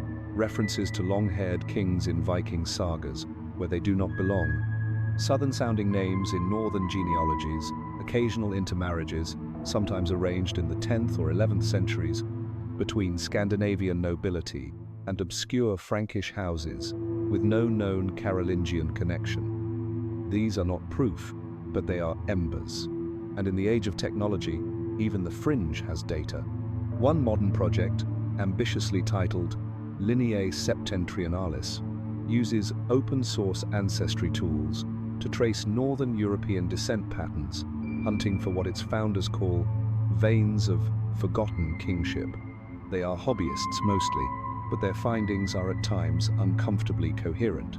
A cluster of living descendants, some in France, others in Denmark and Western Norway, all share ancestral ties to families linked with suppressed Merovingian lines. When plotted on a map, their locations arc in a crescent from the Rhone Valley to Oslo. That is not a random path. It mirrors early Christian mission routes and perhaps, not coincidentally, the seafaring corridors of Norse explorers who once traveled not only for conquest, but for cause. One particular family residing in Arles, France, has preserved in its attic a wax seal pressed into a piece of leather. The designer tree with a serpent coiled around itis, almost identical to the seal we explored in the Templar archives 2 chapters ago. The family claims it has been passed down for generations, and that it once belonged to an ancestor known only as Frater Lucis, brother of light. When asked what it means, the eldest surviving member of the household simply replied, "It is not ours to say, we only keep it safe." That, perhaps, is the essence of this bloodline. Not conquest, not fame, but a persistent shadow. A quiet thread passed hand to hand, generation to generation, barely whispering its own name. The prophecy stated, "A ruler would rise from the north bearing an ancient mark." We have not found him or her. Perhaps they never existed. Or perhaps, if one looks closely, they still do. Because the strangest thing about ancient bloodlines is this: they often forget they are ancient until someone reminds them. And now we come to the question that has lingered beneath every fragment, every whisper, every half-buried trace. Was the northern prophecy ever fulfilled? Or was it too dangerous, too disruptive, and ultimately too well hidden to survive intact? By this point, you have seen how many paths lead northward, how Frankish chronicles, Scandinavian sagas, Templar archives, genetic drift, and forgotten village customs all sketch the same arc. Not a straight line, not a banner waving in clarity, but a curve, gentle, persistent, undeniable. It raises the possibility that the Merovingian kings were not merely descendants of Gallo-Roman nobility or seaborne myth, but carriers of a legacy far older and far more secretive, rooted in the chill air of Nordic prophecy. The prophecy itself, if we accept that it existed, never promised power alone. It spoke of a bloodline set apart, a line that would rise not through force but through recognition. Its imagery echoed celestial alignments, symbols of stars and sea, hair like woven light, and a serpent twined not with evil but with knowledge. In many ways, it reads more like a vision of potential than a record of events. And perhaps that is where its power truly lay, not in a predetermined fate, but in its threat to those who preferred linear histories and crowned heirs named in Roman fashion. Charlemagne, as we noted earlier, may not have feared the Merovingian legacy for its armies or its lands. What he might have feared was something more intangible, a claim of legitimacy from a line that did not adhere to the same rules. A bloodline that drew its identity from ancient symbols and oral memory, not papal anointing or imperial decree. That would have been dangerous in any era, but especially in one attempting to unify Europe under a single Roman Christian ideal. The northern thread, if pulled too tightly, might have unraveled more than a dynasty. It might have unraveled the very structure of authority, and so it may have been suppressed quietly, strategically, not through fire and sword, but through ink and omission. The most effective form of erasure is the one that allows silence to grow until no one remembers what used to be there. But here is the twist. The prophecy may have survived precisely because it was not fulfilled, or because it never needed to be. Like a seed planted beneath permafrost, it waits. Not for a king, perhaps, not for revolution, but for recognition. The mere act of noticing its shape, tracing its threads, imbues it with life once more. Modern genealogies, as we have observed, suggest that the bloodline never vanished, it simply dispersed. It moved through unexpected marriages, retreated into monasteries, crossed seas under other names. It did what all clever secrets do. It adapted, and in doing so, it left echoes that still hum in the quiet corners of Europe, waiting for someone to pause and listen. In the end, it may not matter whether the prophecy was fulfilled or suppressed, because the real power of such a mystery lies not in its resolution, but in its invitation. It dares one to look again, to question what one has been told, to follow the line that curves north when everyone else is looking south. And in that act of searching, in the slow uncovering of what history attempted to forget, one becomes part of the prophecy oneself. So, here we are. The candles have burned low, and the dust of dynasties has begun to settle again, but not quite completely, not yet. You now sit with the story, not as a solved equation, but as something softer, a presence, a breath of snow on a window pane, a glint of silver where the sea meets the ice. The Merovingians, for all their tangled myths and carved seals, were once real. They traversed frostbitten fields beneath starlit skies, in silence and in ceremony. And if their blood bore a northern pulse, if some part of them remembered fjords and runes and seaborne prophecy, then perhaps that memory still lingers, not in coronations, not in history books, but in quiet hands, brushing long hair behind an ear, in lullabies passed from grandmother to grandchild with no memory of their origin, in a church bell that tolls 6 times on the solstice, not 7, not 5, for reasons no one in the village recalls. Perhaps that is all legacy ever is. Not dominance, not proof, but survival whispered. And when you awaken again, when the lamps rise and history resumes its march, remember this: the North remembers too, quietly, patiently, beneath stone and story, beneath names worn down to initials, beneath everything, still watching, still waiting.